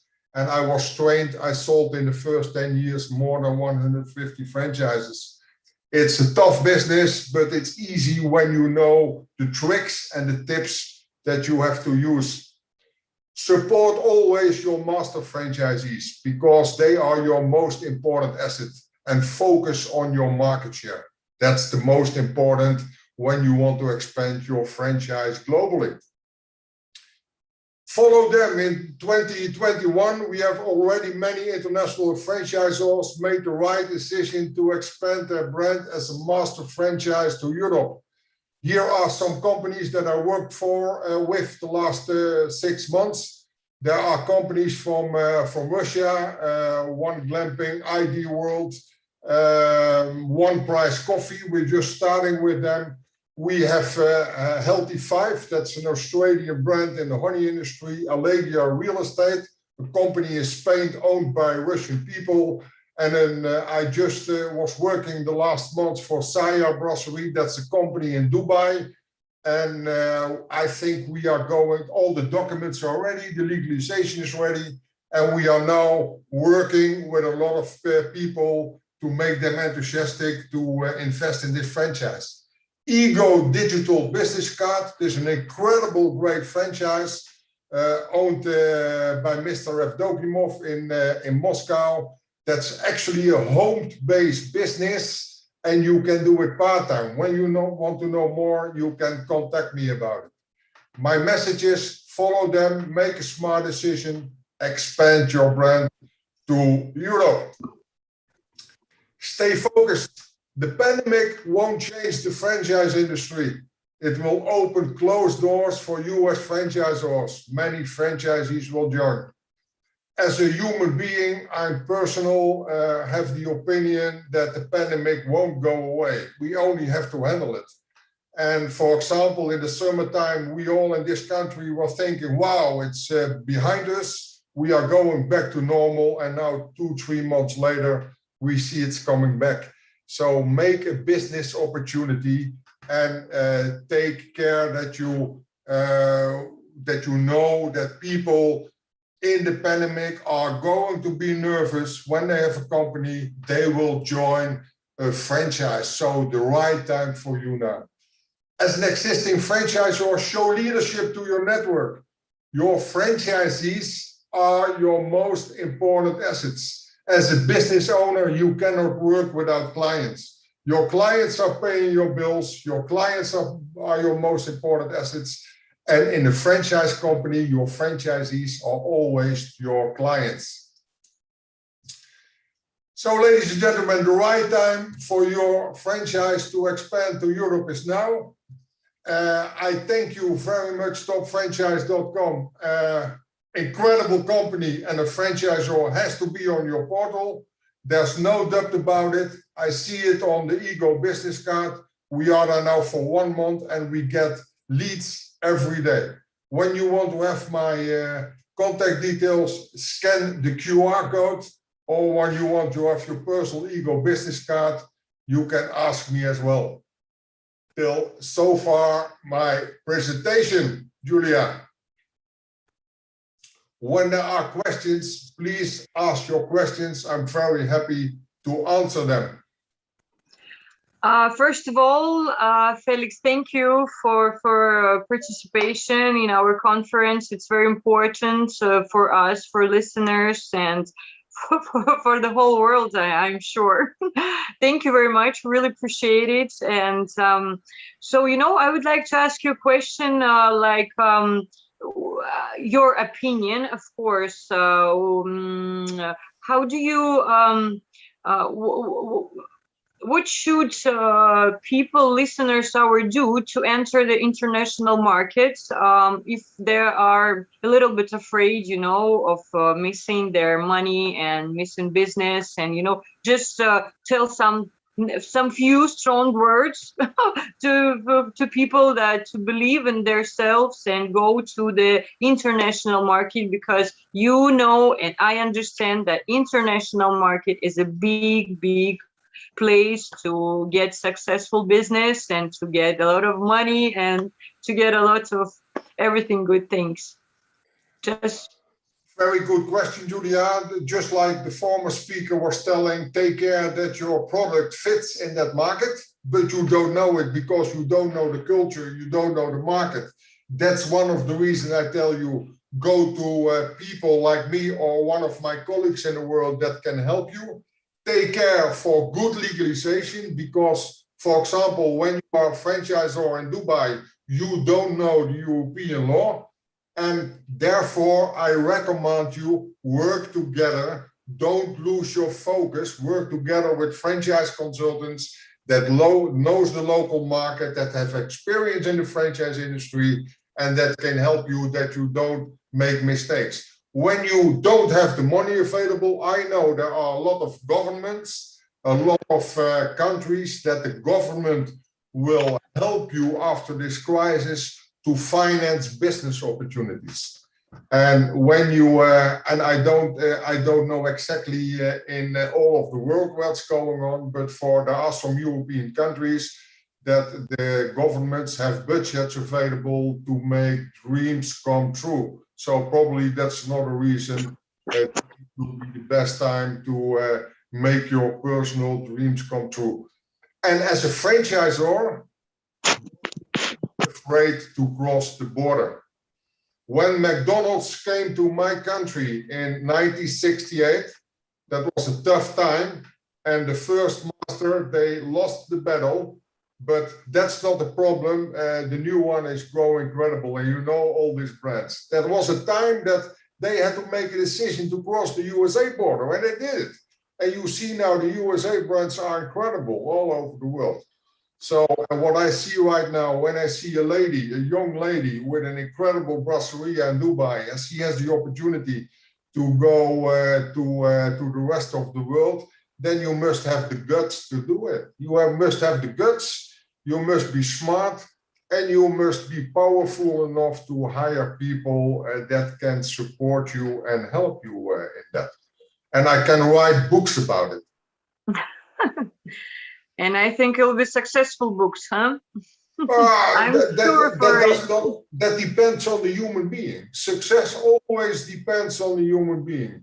You can be, I know for sure there are McDonald's franchisees, they failed in the past. They bought an expensive franchise from McDonald's in the USA and they failed. That's not because of the franchise, that's because of the human being. I always say, just like a car driving, everyone with a driving license can drive a car. But sometimes I see in my country a drive is hitting a tree. That's not because of the car, that's only because of the driver. You must drive a franchise in the right direction to make it successful. Okay, thank you very much. And I have one last question. How to choose a good franchise? There I can tell you a long story. That's not easy to a franchise had to fit to your personality. Mm-hmm. For example, myself, I should never join myself as a franchisee. I'm not a food guy. So running a McDonald's restaurant or running a restaurant at all is not matching me, Felix de Wit, as a human being personality. I'm more a person that can join an innovative franchise, a real estate franchise, but that depends on yourself. Where is your passion? Where is your charisma? And where is your experience? And when you have no experience in the food industry, it doesn't matter, you can learn it, but it must match with you as a human being. And that's the most important. But when you know or want to have recommendations, they can contact me, no problem, and I can give them the right recommendations about it. Perfect. Really perfect. So Felix, I would like to ask you to leave your contacts under the broadcast, or you can send it here to us. We will hand over it. So what way is good for you? Just do it, okay? I sent it to you. I sent it to you. No problem at all. Okay, thank you very much, Felix. Thank you that you're with us today, and thank you for your speech, and thank you very much. Take care of yourself. Thank you very much, Julia, and my compliments. You're doing a great job. Bye-bye. Thank you very much, Felix. Thank you. Thank you. Bye-bye. Okay, listeners, I'm reminding you one more time, you can leave your questions under the broadcast, or you can leave your contacts and ask somebody of our speakers contact you. So just do it. Let's talk. Let's discuss. Let's just talk about the franchise. And I would like to introduce my next speaker. Vladislav, he must be here already. Stanislav, yes, hello, Stanislav. You hear me? I don't hear you. Hi, everybody. Uh-huh. Can you hear me right now, Julia? Yes, I can hear you perfectly. How are you? Fine, thanks. Okay. How's it going? Oh, it's going interesting, you know, speakers speak very interesting, and I hope listeners will take some advices and will go on and move it on. So you ready to start to share your experience, to tell about your company, your success, and about yourself. Great. So let's start with just a little, let's say, teaser. So to the previous speaker, much credits for asking and for aspiring to get abroad and to not be afraid of getting abroad. So that's the teaser, that's the actual map, which doesn't fit, let's say, doesn't fit well on one screen. That's the map of Algorithmic's presence. So me open for Algorithmic School, which is the, let's say, Russian-based or Russian natively based franchisor and a school itself of programming for kids from 6 to 17 years. So for kids, let's say, after school age, school and after school, but pre-higher school age. And that's the actual map of more than 62. Like we are let's say, we are not keeping pace to update all of the maps because the countries are adding, like almost each week or each 2 weeks, new country, new school is opening somewhere. So that's the actual map of 55 countries. But at the time of, let's say, yesterday, we got 62 countries open. Some of the countries are covered fully, like Spain or like, I don't know, Azerbaijan, Brazil. So some countries have got, let's say, the master franchise for the whole countries. And some of these franchisees are regional or city-based franchisees who had some few districts or who had both the, let's say, their ability to sell and to teach the students on some, like territory inside the countries, which may be like just a small, like, but very like consistent territory with enough students to be taught. So that's the actual map. And let's begin with what we got to tell to those who, first, to those who may be somehow aspiring to go abroad and or aspiring to become a franchisee for the business that, like, the type of that I speak on behalf of. So this type of franchisee is actually educational tech, let's say, business, a programming school which provides the franchisee with all of the necessary materials and much of the necessary, let's say, product and expert support to conduct and to open their first programming school for kids. It usually takes, and it should take 6 weeks. That's, let's say, the normal term from, let's say, opening the school to the opening and acquiring the first students. That's the process of 6 weeks. So we consider that's somehow very smooth process of onboarding new franchisees, and we consider that's great, and it's it's easy to run, and it's easy to establishing and to get on board. So on the concept level, what's the algorithmics about, and what's the tech school could allow the franchisees to do. So that's first of all, the mission is to teach as much programming, as much children around the world as possible to the key skills of modern world. The key skills, like to algorithmics, are the programming courses. First of all, there are some few branches that are not exactly let's say, connected with the coding itself and writing the code, but these are somehow, let's say, digital skills or deep digital skills which are considered, let's say, necessary or much demanded by the kids or by their parents around the world. So Algorithmics is expanding rapidly with this product. It's the product is, let's say, well established, the flow is smooth once again, and partners are acquiring, let's say, week by week, new partners, new countries, or new cities are opening these ones and starting to acquire their own kids into their own schools. Programming and mathematics are, let's say, two basic and, let's say, key two basic underlying keys and topics, let's say, which Algorithmics is providing. Programming is, let's say, once again, number one. Mathematics is not on spot just right now. So let's just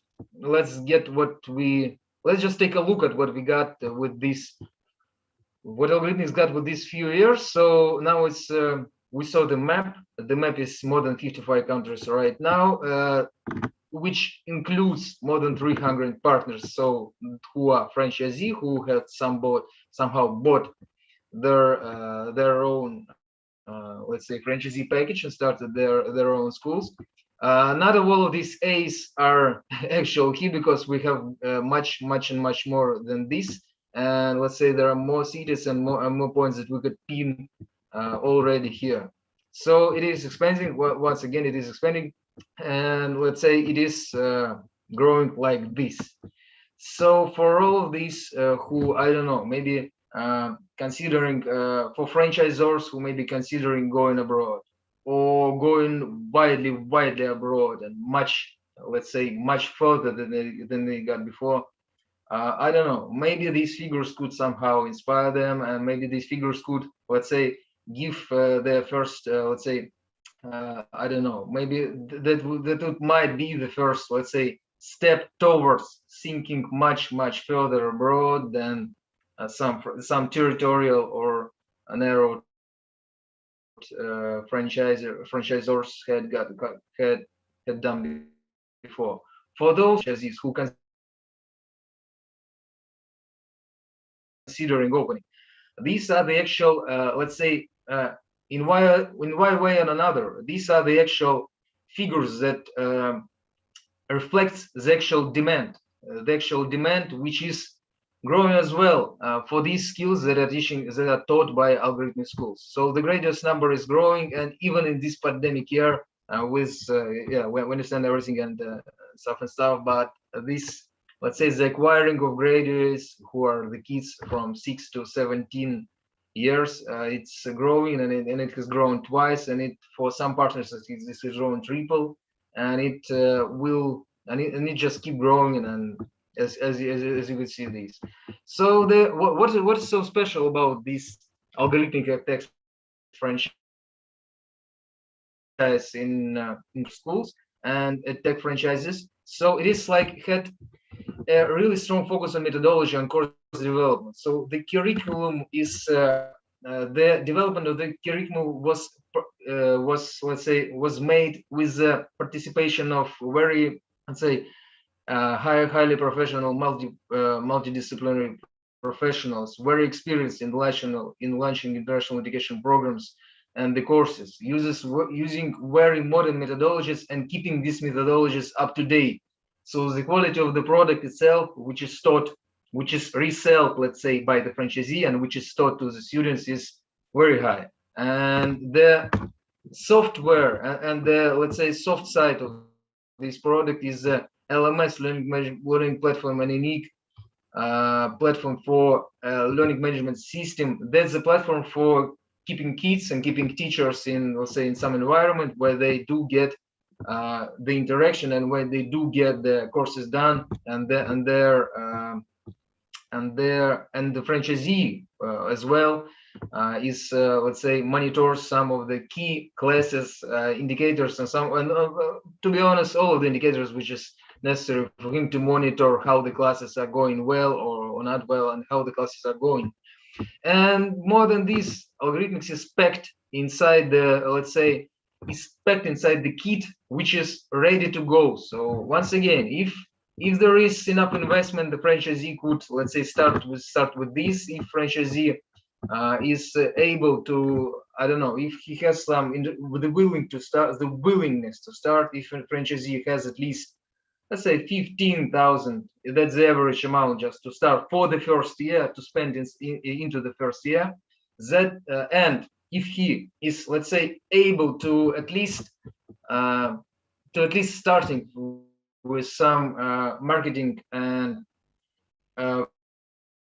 let's say parents or kids acquisition activity by himself, or with hiring some marketing team, or in any way, in any shape or form. If he's like somehow ready with this, so he's targeted to acquiring some students and to raising this by himself.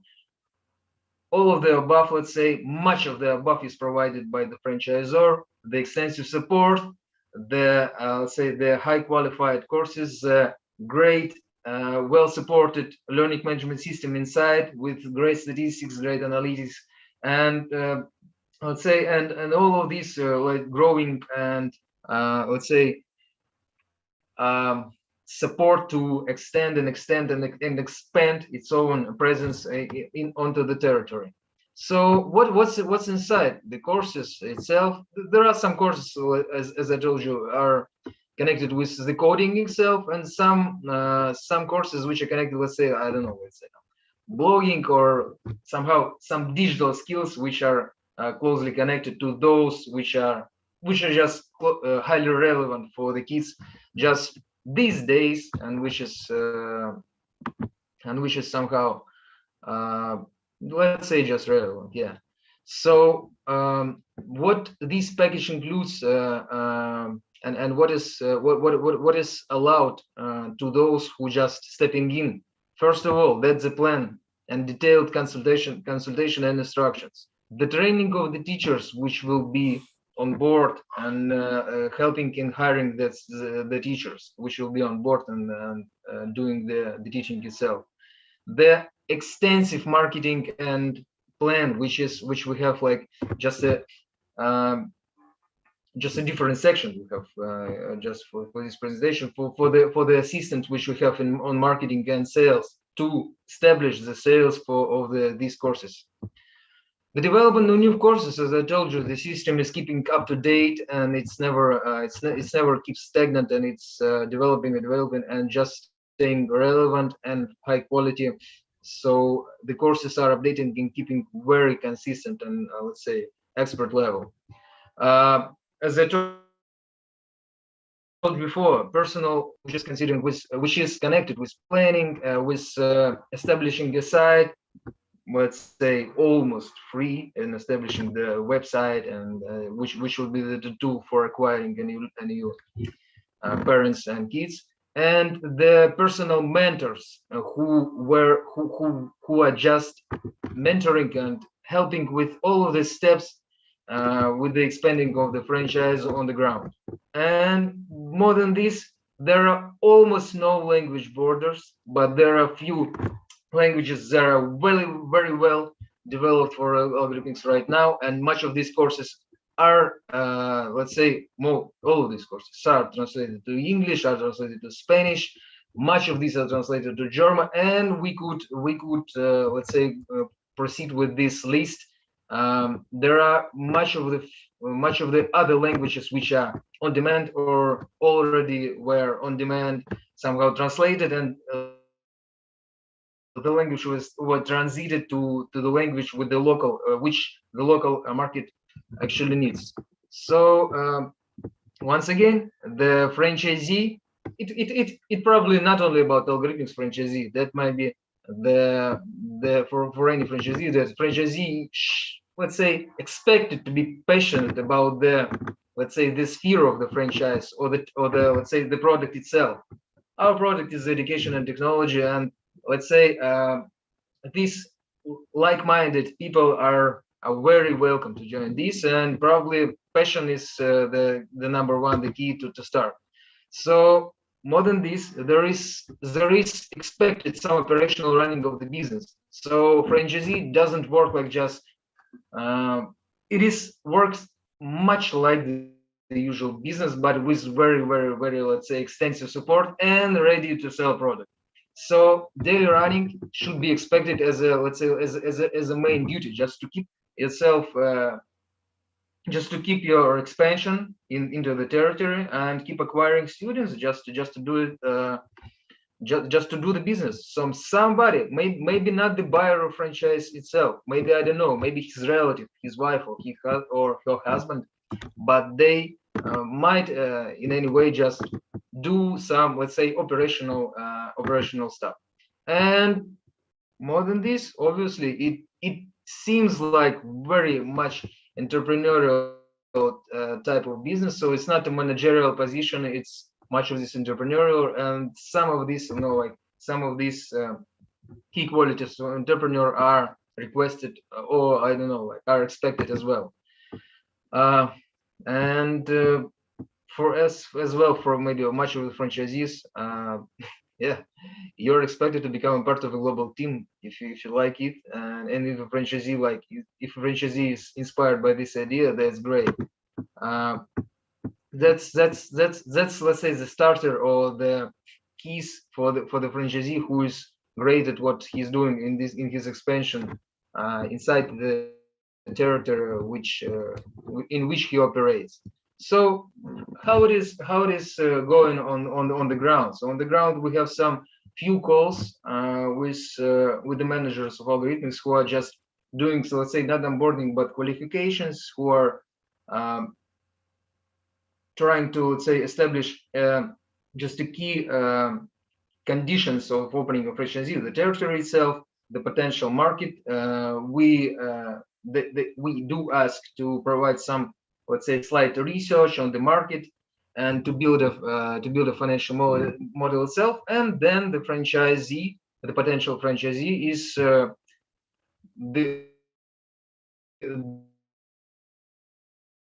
the provider to the qualification, which is his application based on these, let's say, few steps which we got before. These steps may take a few weeks. So for somebody it may take longer, it may take months. That much depends on the franchisee, let's say, availability and the desire of franchisee to push it further. Depends much. But in general, it takes from few weeks to few months. And after we got the application qualified, the agreement is signed, and the lump sum is let's say paid, and the setup is starting. The setup we'll just cover in just another section. The setup, as I told you before, could or should take a 6-week period. So 6-week period, we assume that that's like an optimal term for this. This includes just getting acquainted with your business mentor, who will be like the manager, helper, inspirer, and I don't know, and first line supporter, and so on for all the further expansion issues. The training itself for the partner, just let's say that's then onboarding itself for 3 weeks, setting an exact location to start, recruiting and training teachers, well, let's say for a few weeks, and once again we board on the 5th weeks them.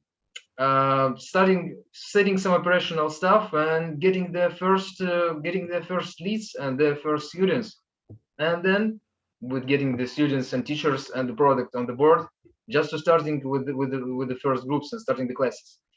6 weeks is a nice timeline, much as I told before, so pretty smooth, and as long as Algorithmics has got let's say the track of onboarding for more than 3,000 partners already, the potential franchisee could be, let's say, could be much, let's say, confident, let's say, he got his back. He got his back on much of the issues. That doesn't mean that these things like just happens by itself. So there is much operational and entrepreneurial qualities and duties that should be like done, let's say, on a day-to-day basis. So that's just the running and operating, just say usual business, but a very extensive support once again, and ready to be sold, pretty, let's say, pretty much high quality business. So what could expect a franchisee or a franchisor when visiting some, let's say, website, let's say, like a huge listings aggregators as well as such as, let's say, Topfranchise.com and stuff.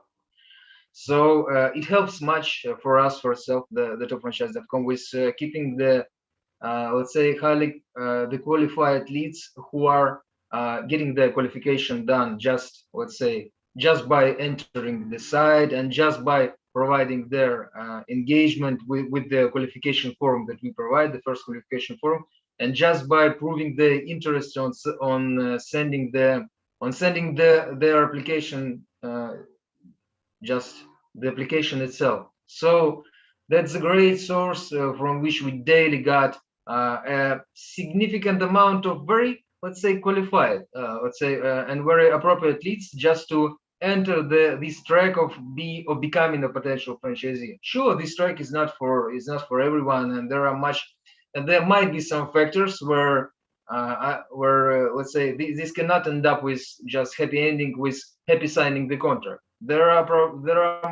First of all, the territory might be occupied as already, or maybe, I don't know, the franchisor, the franchisee doesn't meet the expectation of the franchisor in terms of the financing or in terms of marketing experience, or maybe, I don't know, maybe just potential franchisee just takes some time to get some break, I don't know, or to do some, I don't know, some internal research or research of the territory, or just, I don't know, just needs to be kept in, let's say, I don't know, let's say, silence and being with just his duties, like daily duties, and not entering the franchise. That's okay. They just keeping, let's say, they just keep in touch with the team.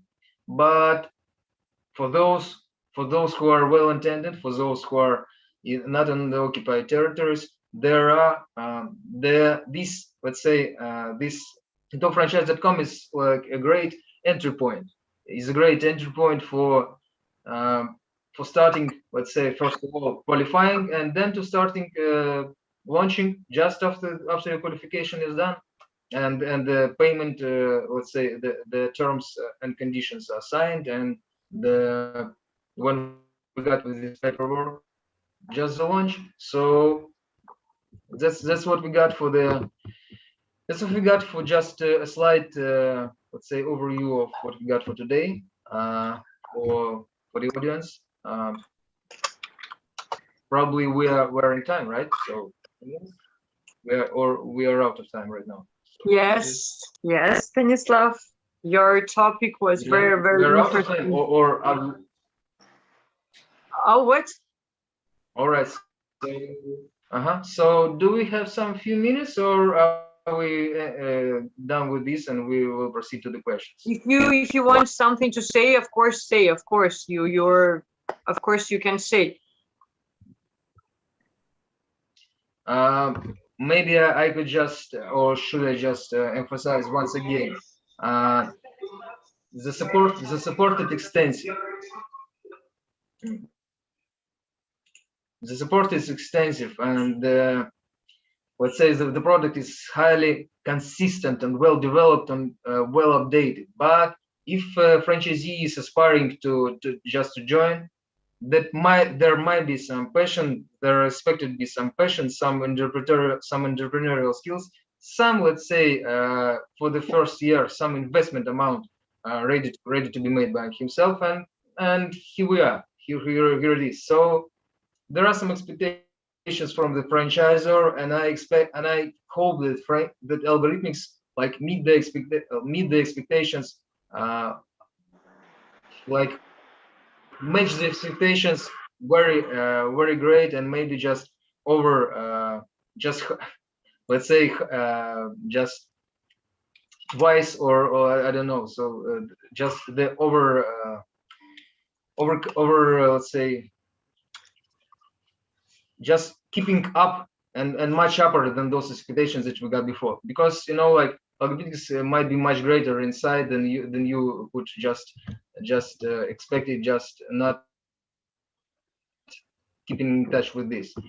But after Algorithmics has matched and I don't know, like has answered with a great service and with a great product to your expectation, Algorithmics as a franchisor just expects from the franchisee to just to be kept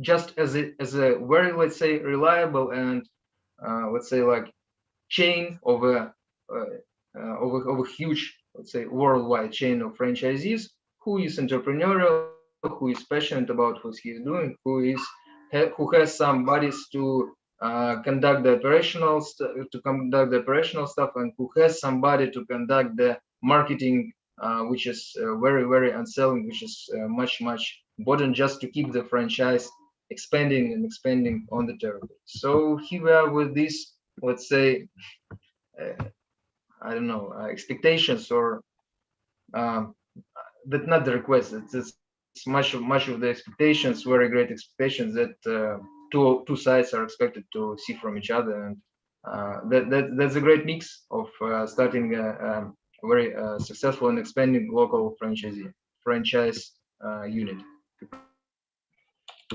Thanks for listening. Any questions? Oh, Stanislav, your speech was very, very good and very interesting, and for me it was amazing. Thank you very much. I really appreciate that you're here with us, and I remind you and asking you, please don't forget to sign your contacts under the broadcast, or maybe you can send us here to us, and we'll make it for you instead of you. Okay? Yeah, sure. Because I think, yes, you should answer some questions. So just don't forget to leave your contacts. Okay. Thank you very much that you're here with us once more time. Thank you. Okay.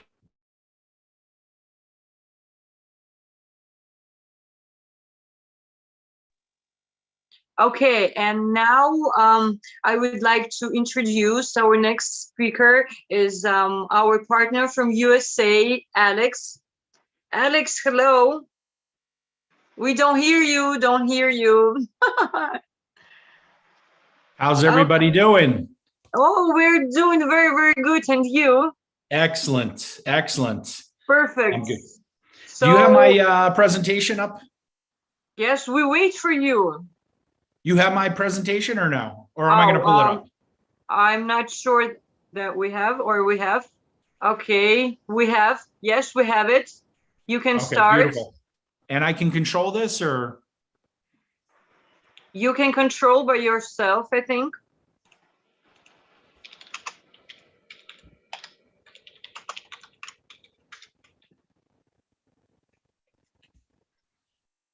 Oh, no, unfortunately, only we can control it. Alex, very sorry. Is it comfortable for you to speak like this way? Yeah, that's fine. Sure.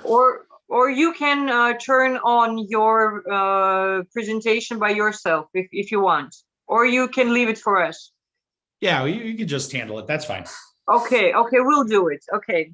Perfect. All right. Hello. How's everybody doing today? They say perfect. Yeah. Oh, good. Perfect. Well, I'm going to talk a little bit about franchising in the United States, what's going on here in the market. On behalf of my good friends at Topfranchise, Vasil and Victor, who are doing, absolutely amazing work. I've watched these guys' careers. I've been in franchising for 25 plus years. I've worked for some of the biggest brands in the industry, REMAX edible arrangements. I've been following these guys. We've been on the speaking tours together. In Korea and all over the world. And, what Vasil and Victor are doing at Topfranchise is absolutely amazing. Their knowledge of the market internationally. So listen to these guys. They know what they're doing. Follow them. I'm real proud of what they have accomplished in such a short period of time. So I'm going to talk about franchising in the United States, a little overview of the U.S. market. The market here in America, it is, the Mecca for franchising. It has been here forever, not forever, but 40, 50 plus years. Everything that is here in America is pretty much franchised. It's a very well-established market. So we're going to talk about some of the key entry plans, how to enter in, and give you an overview. I'll let you know when I'm to switch it, okay? On the PowerPoint. So, and we'll talk a little bit about, generating interest. If you do decide, if you do think that your brand is, capable of making it in the market, there are a lot of brands out there that I go and I see at some of these trade shows and I just shake my head. They shouldn't even be franchising in their country. Just because, it's important to prove your business concept. Make sure that it's profitable before you even get into franchising. Start and open up several locations. I see way too many people try to chase the gold, chase the money, and not do the right thing. And then what happens is these, they collect a lot of money up front. The franchises, implode. They don't succeed. And a few years later, they're gone. So there's a lot of junk out there as far as franchises. You have to be careful, but there is some amazing, amazing brands. And when you do it right, especially here in America, there's probably a good 10 to 20 new brands that come to the market that will do $3 to $5 million their very first year in franchise fees. This market here is very accepting. We're essentially a huge melting pot. And what's going on right now here in America is that many people are, our age here in America, we're sort of older. We're an aging population, and the amount of people, it's 10,000 to 20,000 individuals, probably higher than that number, that turn 65, and people are retiring early. Now you put into the effect of COVID, people don't want to go back to work. So what are they doing? Everybody realizes here that you can't just stop working because you'll end up in a nursing home in a couple of years or dead. So they want to continue extending and doing some type of business, going into business for themselves. Entrepreneurship is at its peak right now. It's never been stronger. So what is the best alternative? It's franchising. It's so accepted here. The market here is great because it's hard to get into. It's not easy. You have to file FDDs, you have to file with the states, but the protection here in this market with trademark and IP protection, the legal system. We are an extremely litigious country. We love to sue. We're run by lawyers. I mean, it's almost, in a way, it's a joke, but from a business standpoint, you are very protected. Your brand is very protected. Unlike when you go into other markets, it's not as protected. So next one. English is the one more back. English is the predominant language, but this is changing. Within, I would say 5 to 10 years, Spanish is going to be the predominant language here in America, which is very interesting. So, you have to prepare your franchise, for not only just English, but Spanish speaking individuals as well. Very, well-established supply chains, whatever it is. Obviously, we have some major issues right now with logistics, ships and truck drivers, but that's a temporary thing that, the news likes to exploit, to increase viewership. So it may look scary now, but that'll work itself out over the next 12 to 18 months. Access to capital and financing.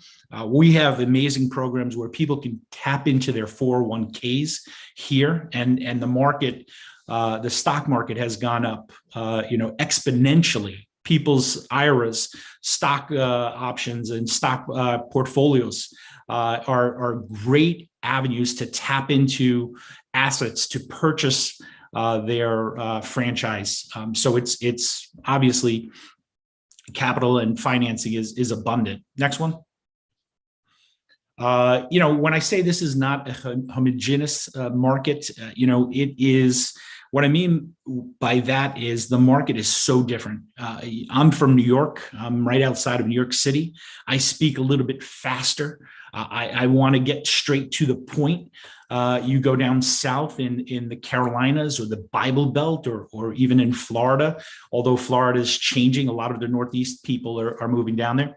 It's a different market. It's more about building relationships. It's about talking a little bit slower.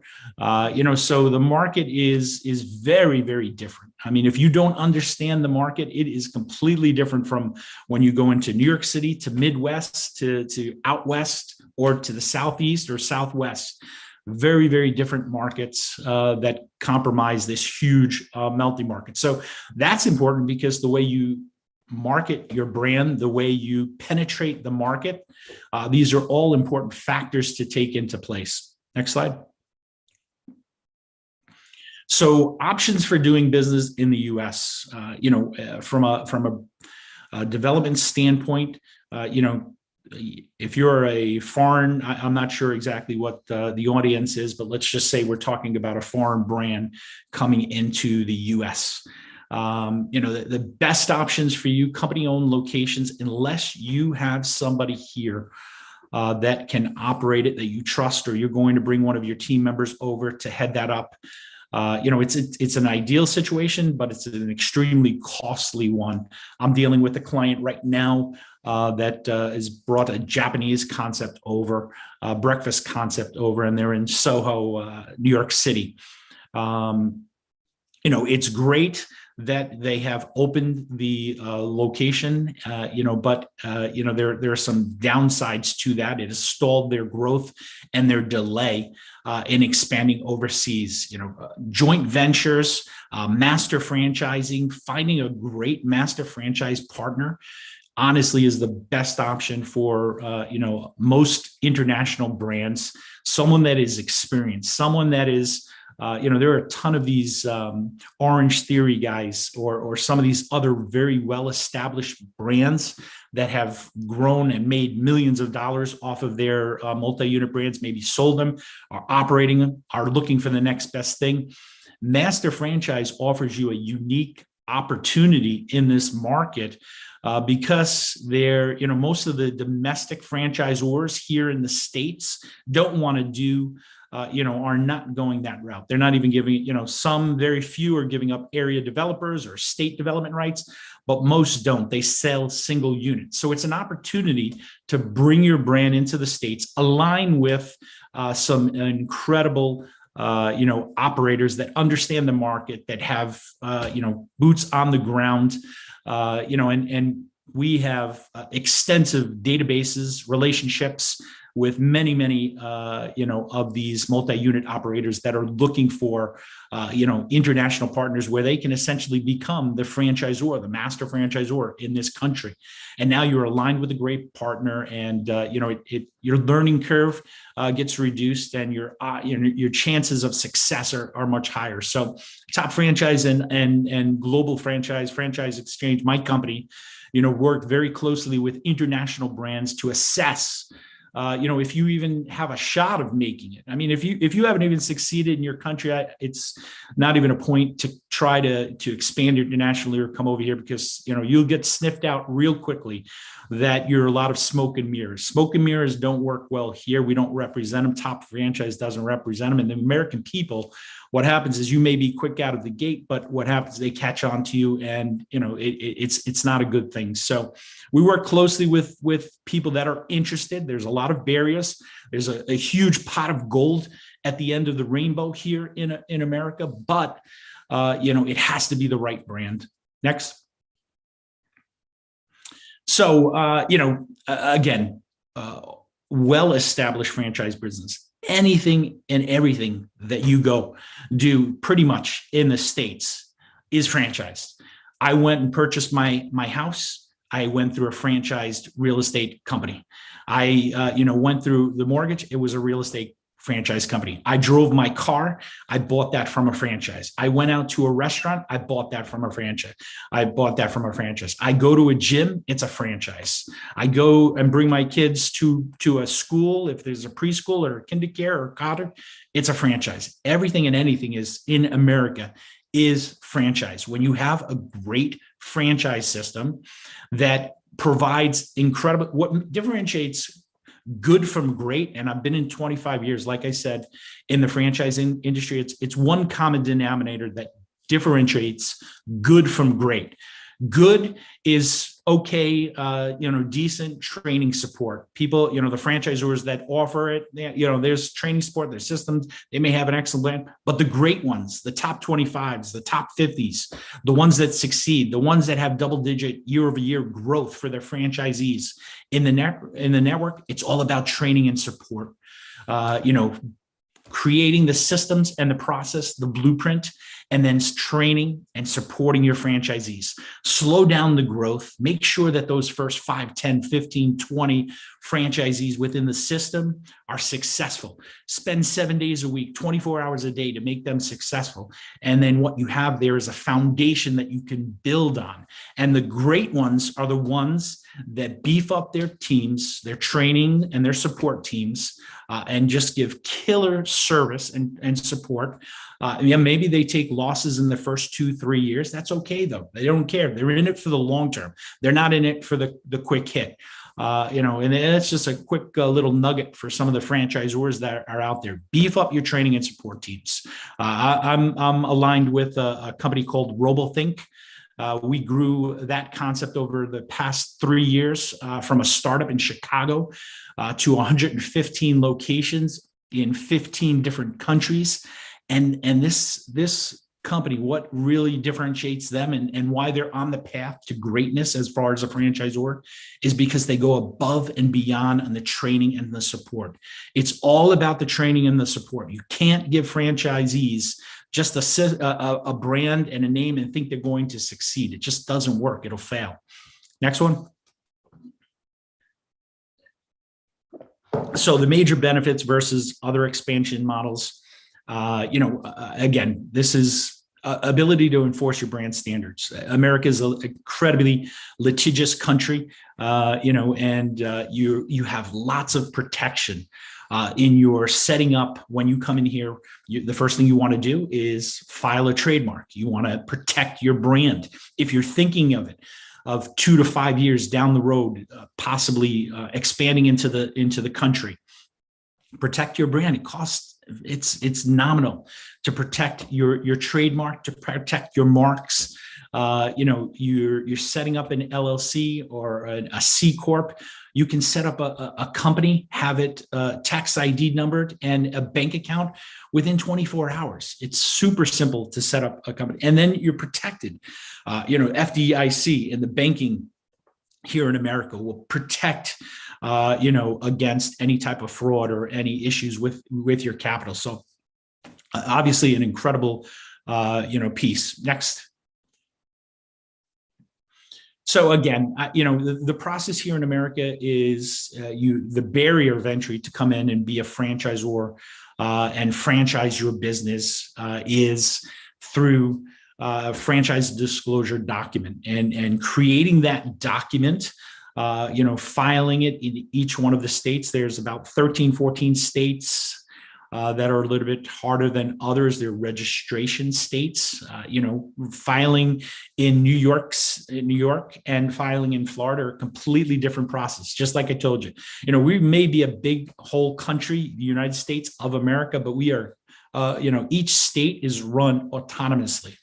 So there's rules and regulations in each one of those states. But if you take the route, like I was saying, as far as finding a master franchise partner, you could sort of push that expense and that responsibility to your master partner so that you're sharing in the cost. And because you could be looking at anywhere between $75,000 to $100,000 to franchise your business, come up with an FDD, register within the states. The larger companies will charge, $250,000. So, there's that path is the barrier of entry, but, a lot of clients I'll say, hey, listen, this is the route to go. Let's find a franchise partner, somebody that wants to invest in your business before we file the franchise disclosures document, before we file into the states. Always protect your brand and the logo and the trademark. That should be something that you do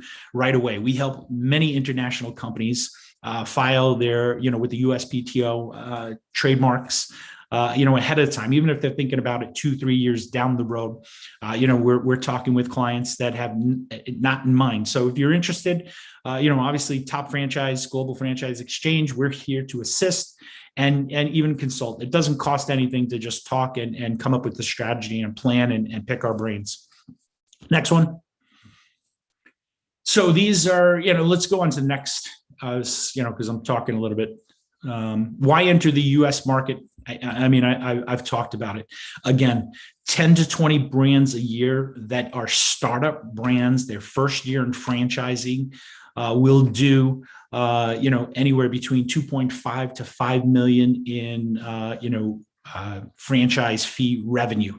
That is like the very, very elite. It's and then at the bottom of the barrel are the ones that will fail. Most will fail. Because it's just garbage what they're putting together, and the American people are sort of smart. If they're not, and they're tricked by some of these sales men or lured into a business opportunity that is, that just doesn't have any legs, just doesn't have the training and the support. Right? Training and support, key. That's why when you're going, and if you're looking into a franchise business here in America, that's another opportunity to invest in some of these high growing franchises from an international standpoint. These 10 to 20 brands come online, they're generating, store revenue or unit level revenue of $1 million plus their very first year.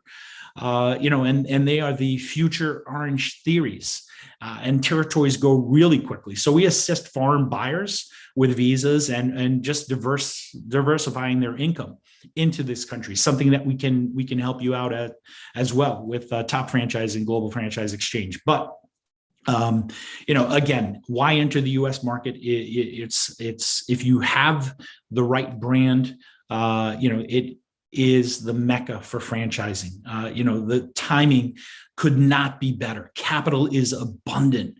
There's, plenty of money. The age of the population, people are retiring. It's an older population that doesn't want to retire and is going into franchising. I've never seen it so strong, in the past, 10, 15 years, even, how strong it has been in the interest in franchising. It only continues to improve.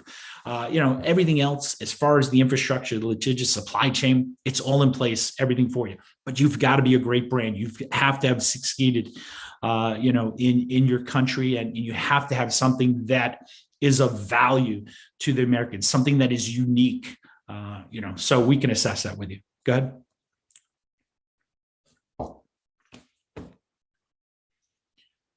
How am I doing for time? Am I too far over? I can stop if we want to. No. Continue. Okay. So creating a plan, key considerations. Again, the best thing to do is to assess. Why do you want to come into this country? Because it's the mecca for franchising. If you can succeed here and you do well here, it will change your lives and your franchise lives. It'll expand. Putting presence here in America is obviously key. Not everybody does. You want to assess the situation, but bringing in a new concept, something that is different to this market, but in demand, right? Not necessarily a new brand. Do we need more gyms? No. Do we need more, types of food, burger places? Possibly. No. If you have that, don't bother. But if you have something unique, a technology that is unique, something that is different, that is successful in your country, is that diamond in the rough? Well, we want to talk to you. Because we can expand your brand and we can make you one of those 10 to 20 type brands. Talk to Vasil, talk to Victor. We'll talk together. We'll hop on a Zoom. We'll assess it. We'll see whether or not, you have that. Even if you're 2, 3, 4, 5 years away from even penetrating that market. It's always good to consult with guys like Vasil and Victor. So, if you have a great new concept that you can bring into this market, everything is the infrastructure, the demand, the people, is there for a very rapid, expansion. Next. So this is just, we're going into creating a plan.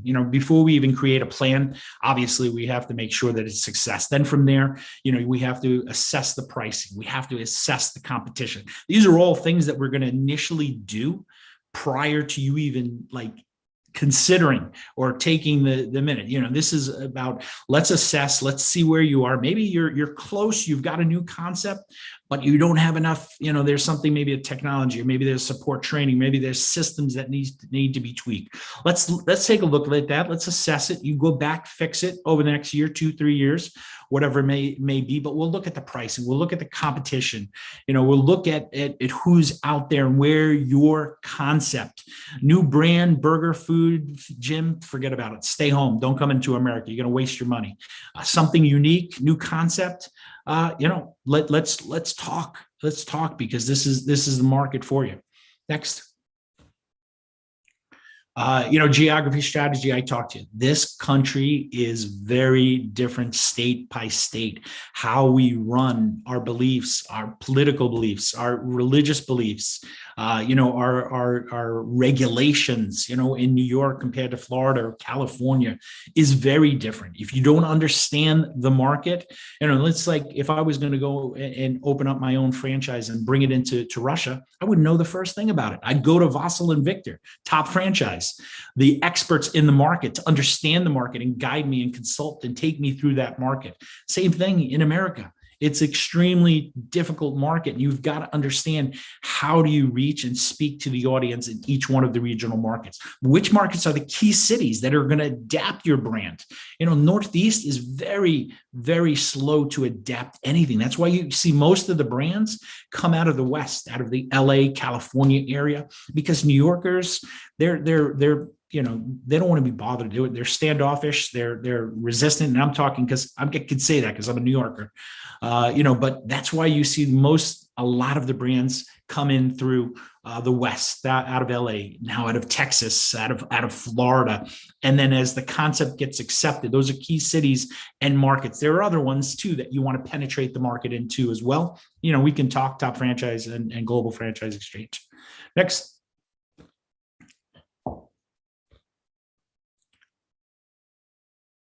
So development strategy, again, for depending on the brand, obviously I think either the master franchise business opportunity, a partner, a large, well-capitalized, experienced. Well-capitalized means nothing if you don't have any experience. I'll take an experienced guy that's taken an Orange Theory and has 20, 30, 40 of them, was an early adapter, understands the market, maybe in different markets like Colorado, Florida, that really gets it and understands it, may not be as well capitalized as some other individual that's just has a lot of capital. All day, any day, every day, because that guy has the experience. He's going to help guide you. And that's essentially what we do too. We connect you with these guys. I've got the relationships with all of these individuals that have established these brands and are looking for the next greatest thing.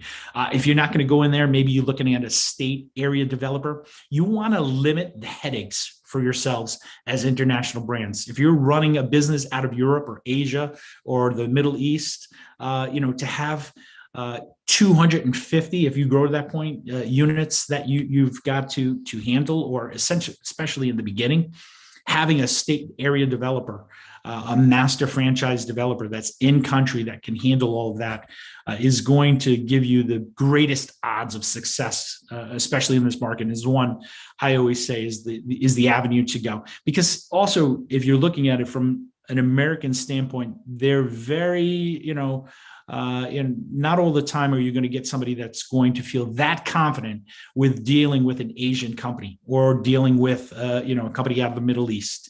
and they want to see partners. That's why it's important. It's all about the comfort and stuff and whatnot. So we can discuss that as well. Next. Go ahead. Next one.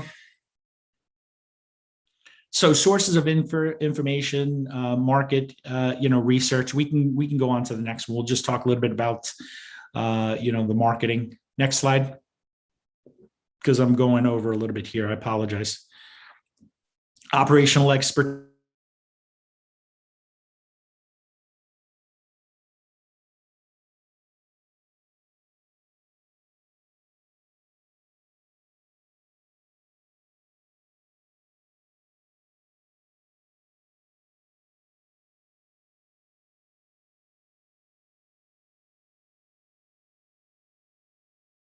It's not turning on mine. Hello.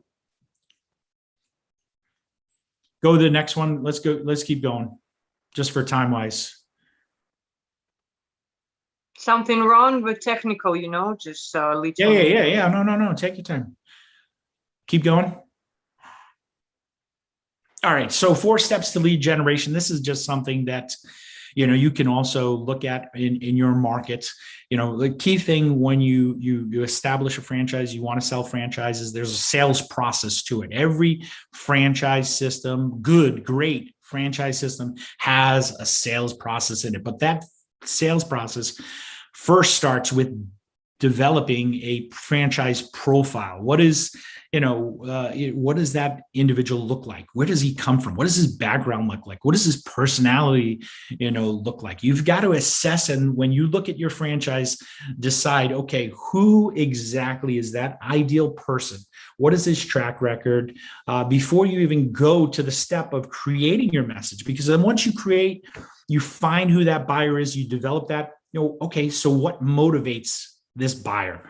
What are the opportunities that he's going to potentially be looking for? Let's take that Orange Theory individual, that multi-unit operator. He can't expand anymore, right? Because there's no, Orange Theory is completely sold out. There are many brands like that where there's no more available territories, or the territories that are available are there. So okay, this is the profile of this. He wants something bigger. He wants something that's new again. He wants to get into something in the early infancy stages, and sit at a higher level. These guys are the ideal. These are my profile for certain international master franchise concepts that come into the States. These are the persons. So creating that profile, you should be doing that in country as well. What is the profile of your buyer? What is the ideal franchisee that you're looking for? Then create your message to them, so that, and looking at the avenues. Next. Here in America, what has happened here, the franchise opportunity websites, probably taken a backseat, for fact, have taken a backseat to franchise brokers.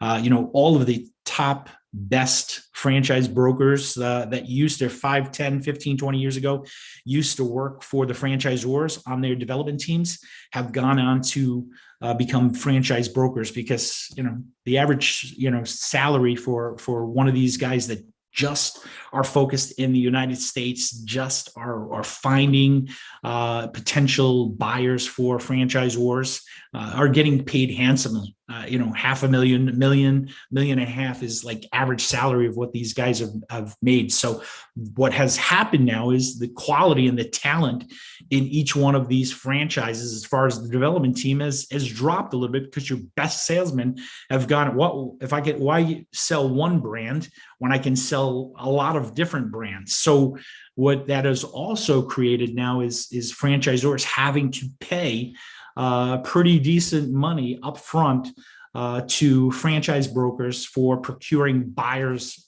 for them. So long story short, this has become very prevalent here in America. The way that you want to grow, if it's a great concept, if it's a new system, new technology, your fastest way to grow is through franchise brokers, backed by public, PR. Franchise expos, they're dead. They're at least in America. IFE Expo in New York City, Jacob Javits Center, I was just at. Is extremely small. It's in America, don't waste your money. It's a complete waste of money, spending 20, 30, 40, 50,000.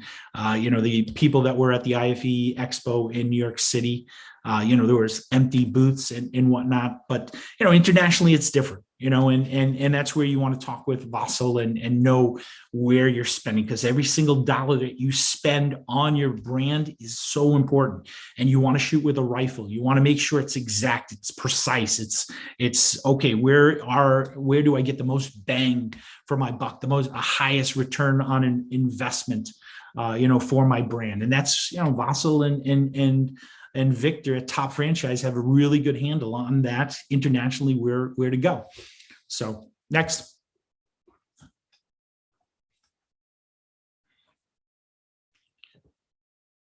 Okay, so let's. I've been going way over, so I'm not going to go into this. This is a a 6-step franchise investigation process that we can discuss further. I can help. I'm more than willing. Vasil and Victor at Topfranchise are my good friends, and I'll do anything for these guys. Anybody has any questions, it costs you nothing to ask. It costs you nothing to get on a Zoom call, a WhatsApp. Pick my brains. I'm more than willing to help out. Anybody that is a friend of Topfranchise with Vasil and Victor are friends of mine. So pick my brain, utilize me. 25 years in the experience in the market. I've helped brands expand not only in America but throughout the world. I have got partners, in every location throughout the world. My website is Fran Exchange, FRANXCHANGE.com. You can go to that website, learn a little bit about me, set up an appointment with me, or go through Vasil, and I'll leave my email as well. But thank you. Always appreciate the opportunity to speak for Topfranchise, and follow what these guys are doing. They're doing amazing work. Topfranchise is one of the best out there in the world. Alex, thank you for so beautiful and so emotional speech. It was really, really so emotional. I can see that you really love your deal, what you're doing. So it was very amazing, so emotional, very good, with love. It was really with love. Yeah. And thank you very much that you're here with us, and thank you for your speech one more time. My pleasure. And My pleasure. don't forget to leave your contacts. Okay. Yes. Here or maybe under the broadcast, it depends on you. And also thank you for a review about us, about our company. We really try to do our best, and we'll do it, and we'll be the best from the best. Yes. I'm sure. You do an amazing job. Excellent job. All of you are doing great. Thank you very much, Alex. Nice to meet you. Welcome. Nice to see you. Nice to hear you. So thank you. Bye-bye. Oh, you're welcome. Thank you so much. So nice seeing you again. Bye-bye. Bye-bye. Okay, so we are continue our global franchise configuration, and now I would like to speak with Khalid. Khalid, are you here? Yes, I'm here. Can you hear me? Oh, okay, I can hear you. I can see you. I'm glad to see you. And how are you? I'm very well. Thank you so much, Julia, for the invitation, and I very much appreciate being part of this very, I would say, enriching event with guests from around the globe, and we share the experience of Saudi Arabia and the franchising spectrum. So again, thank you so much for the kind invite. Glad to be here. Okay, you can start because I know that you have a little time. Thank you so much. Start. Right. Thank you very much. Let me share the screen if you don't mind. Let me share the screen. Yes, of course. Okay, good luck. Do it. All right, cool. Here you go. Can you see my screen? Yes, I see it perfectly. Thank you. Mm-hmm. All right. Okay, cool. So again, I would like to thank my friends Julia and Vasil for the invite, and it's great to be part of the Global Franchise Conference. I'm going to talk today very briefly due to the time limitation about a very nascent and new market in franchise, which is the Saudi market. And when I say it's new and nascent, I mean it's in terms of regulations, in terms of structuring. It is taking, I would say, great maturity steps in terms of building a solid ecosystem in terms of franchise. And that's why around 2 years ago, the government of Saudi Arabia decided to structure a franchise development center so that we can oversee, so that we can support and oversee the activities in this area.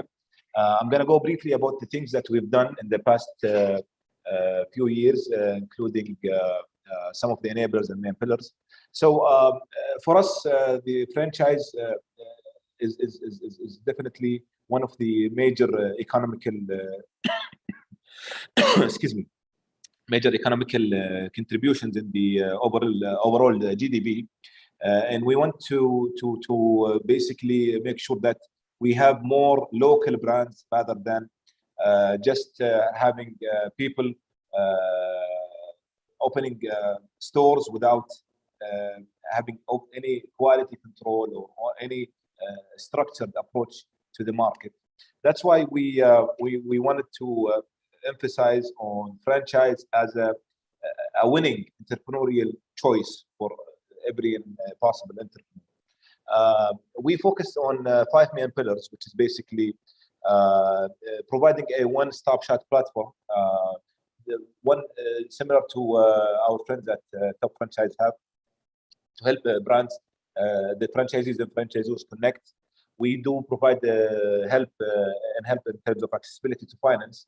We have agreements with some sort of financiers, that is commercial banks and companies, to help franchisees have access to the finance, and also provide, and this is very important, to provide some realistic and I would say qualified data and studies related to franchise ecosystem in the kingdom and regionally and around the globe, and also we facilitate business opportunities in terms of expanding geographically. Sorry. And finally, we're trying to raise awareness in terms of franchising as a business choice, as a platform. And these are, this takes us to the enabler, the work streams, the most, I would say, the core enablers that we focus on, which is capacity building, brand support, awareness, basically helping the franchise ecosystem and facilitating financing facilitation. I'm going quickly about talk about the compound effect by implementing these main objectives that we are after here, which is expansion of local brands into franchisable systems, increasing the diversity of these brands in priority sectors. In Saudi Arabia, most of the brands, like every other country in the world, we have a lot of F&B and retail. Around 80% of the franchisable brands in Saudi are into these two sectors. We want to get into more sectors like the healthcare, like the entertainment, like the energy, and etc. I think that will give us a depth in terms of excuse me. I don't know what's happening today. I'm coughing a lot. In terms of the employment opportunities, and also give us a lot of economical diversification in terms of our economy. Increase in the number of franchisable brands in the Saudi market, increase the number of units that is around the globe, in terms of having different outlets in different geographical areas. We have a lot of concentrated cities in the kingdom, like Riyadh, like capital, like Jeddah, like Dammam. But we want to have these brands open in less, I would say, urban cities, like in the northern part of the country, region, also the southern region of the country. We would like to give employment opportunities to people in these less urban cities. We need to increase the investment opportunities for Saudi entrepreneurs as franchisees, and also increase the number of funding available for franchisees and franchisees. So the compounded effect of all these objectives is developing an investment opportunities, supporting small and medium enterprises, and developing the franchise sector quantitatively and quality. I'm going to go quickly through these I would say enablers that we talked about. One of the most important things that we've basically done for the franchise ecosystem is basically activating the franchise registration in terms of concession agreements and having a foreign or expatriate brands that want to expand to the kingdom, the Saudi kingdom, which is very tempting, by the way, in terms of purchasing power. And I think that's very well known in terms of purchasing power, in terms of economical impact. I think Saudi is very tempting market, and it's a destination for a lot of expatriate brands to open in Saudi, and we have a lot of opportunities in different sectors in that regard. We did increase or facilitate dispute resolution as a service from the center, just to help the regulators achieve a better operational, I would say, excellence, and make sure that most of the litigation is actually mitigated, involving the private sector more and more, and also increasing the facilitating litigation.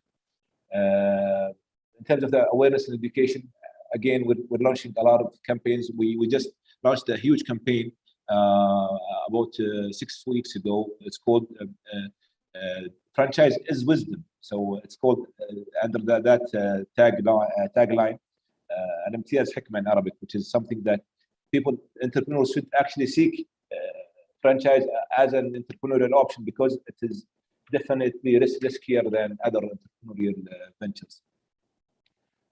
We do organize exhibitions.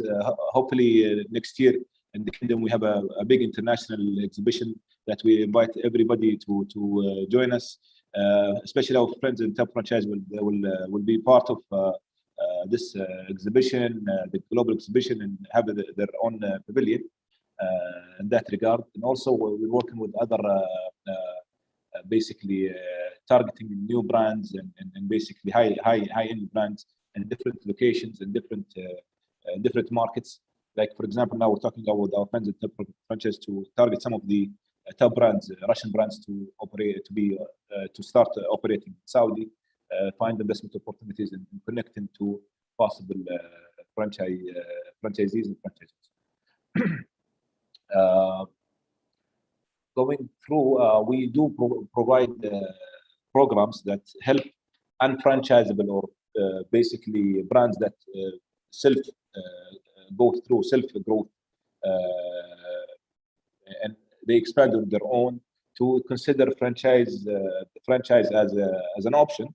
So we help them develop a franchisable kit for them to operate under a franchisable kit, and actually make the business model more tempting for potential franchisees to take the potential franchisors to take the opportunity and grow in that regard.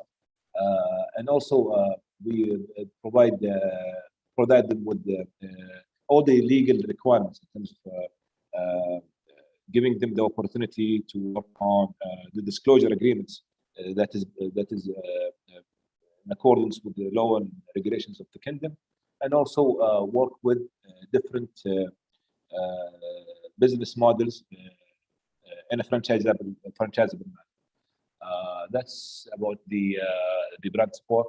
In terms of capacity building, we do offer a lot of training programs through the Academy, Munshat, and the Franchise Center to help aspiring franchisees to take these training programs and be more qualified when they get the chance to work or to expand a certain brand.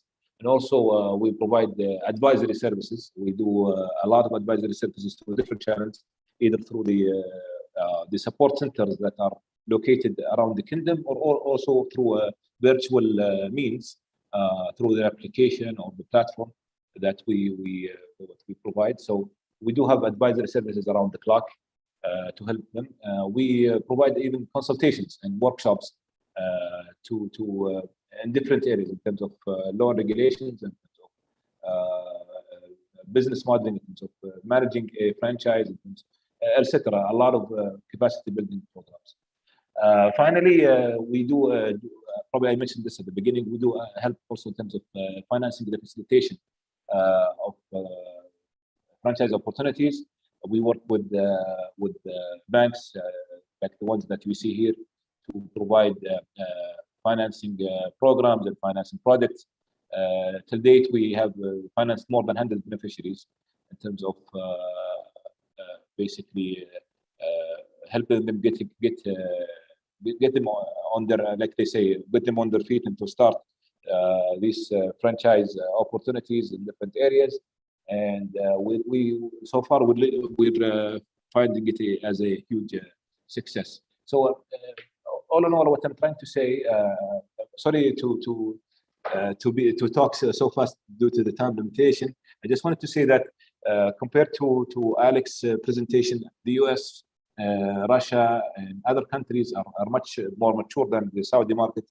But we at the Kingdom here, we are very ambitious about the franchise. We are definitely very keen in developing a more of a solid franchise ecosystem that definitely will come both local and expatriate brands to operate and create more economical diversification.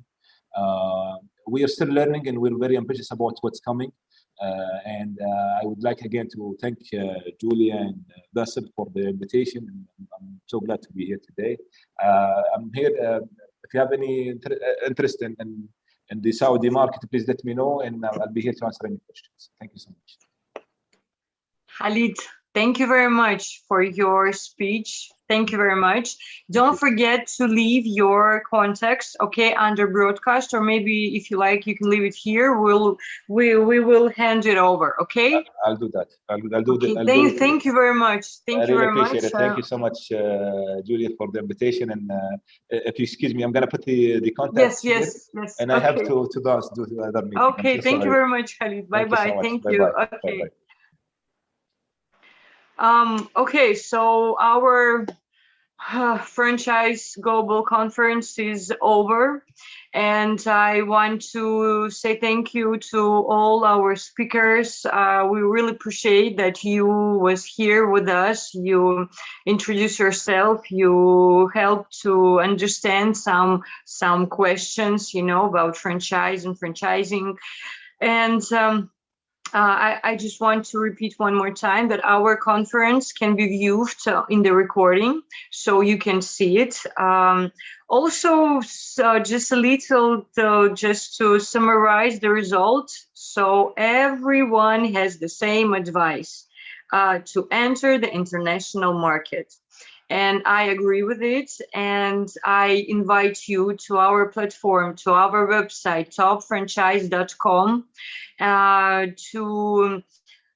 to make your placement there, because with us you can get a lot of leads. You will be known in over 100 countries. So just come to us. We leave our contacts under the broadcast, and still, if you have any questions, you can ask. We will also hand it over to the speaker. And so thank you, listeners, that you were with us. Thank you very much, everybody. So have a good day, have a good week, and have a good business, good success. And okay, finish. Bye-bye.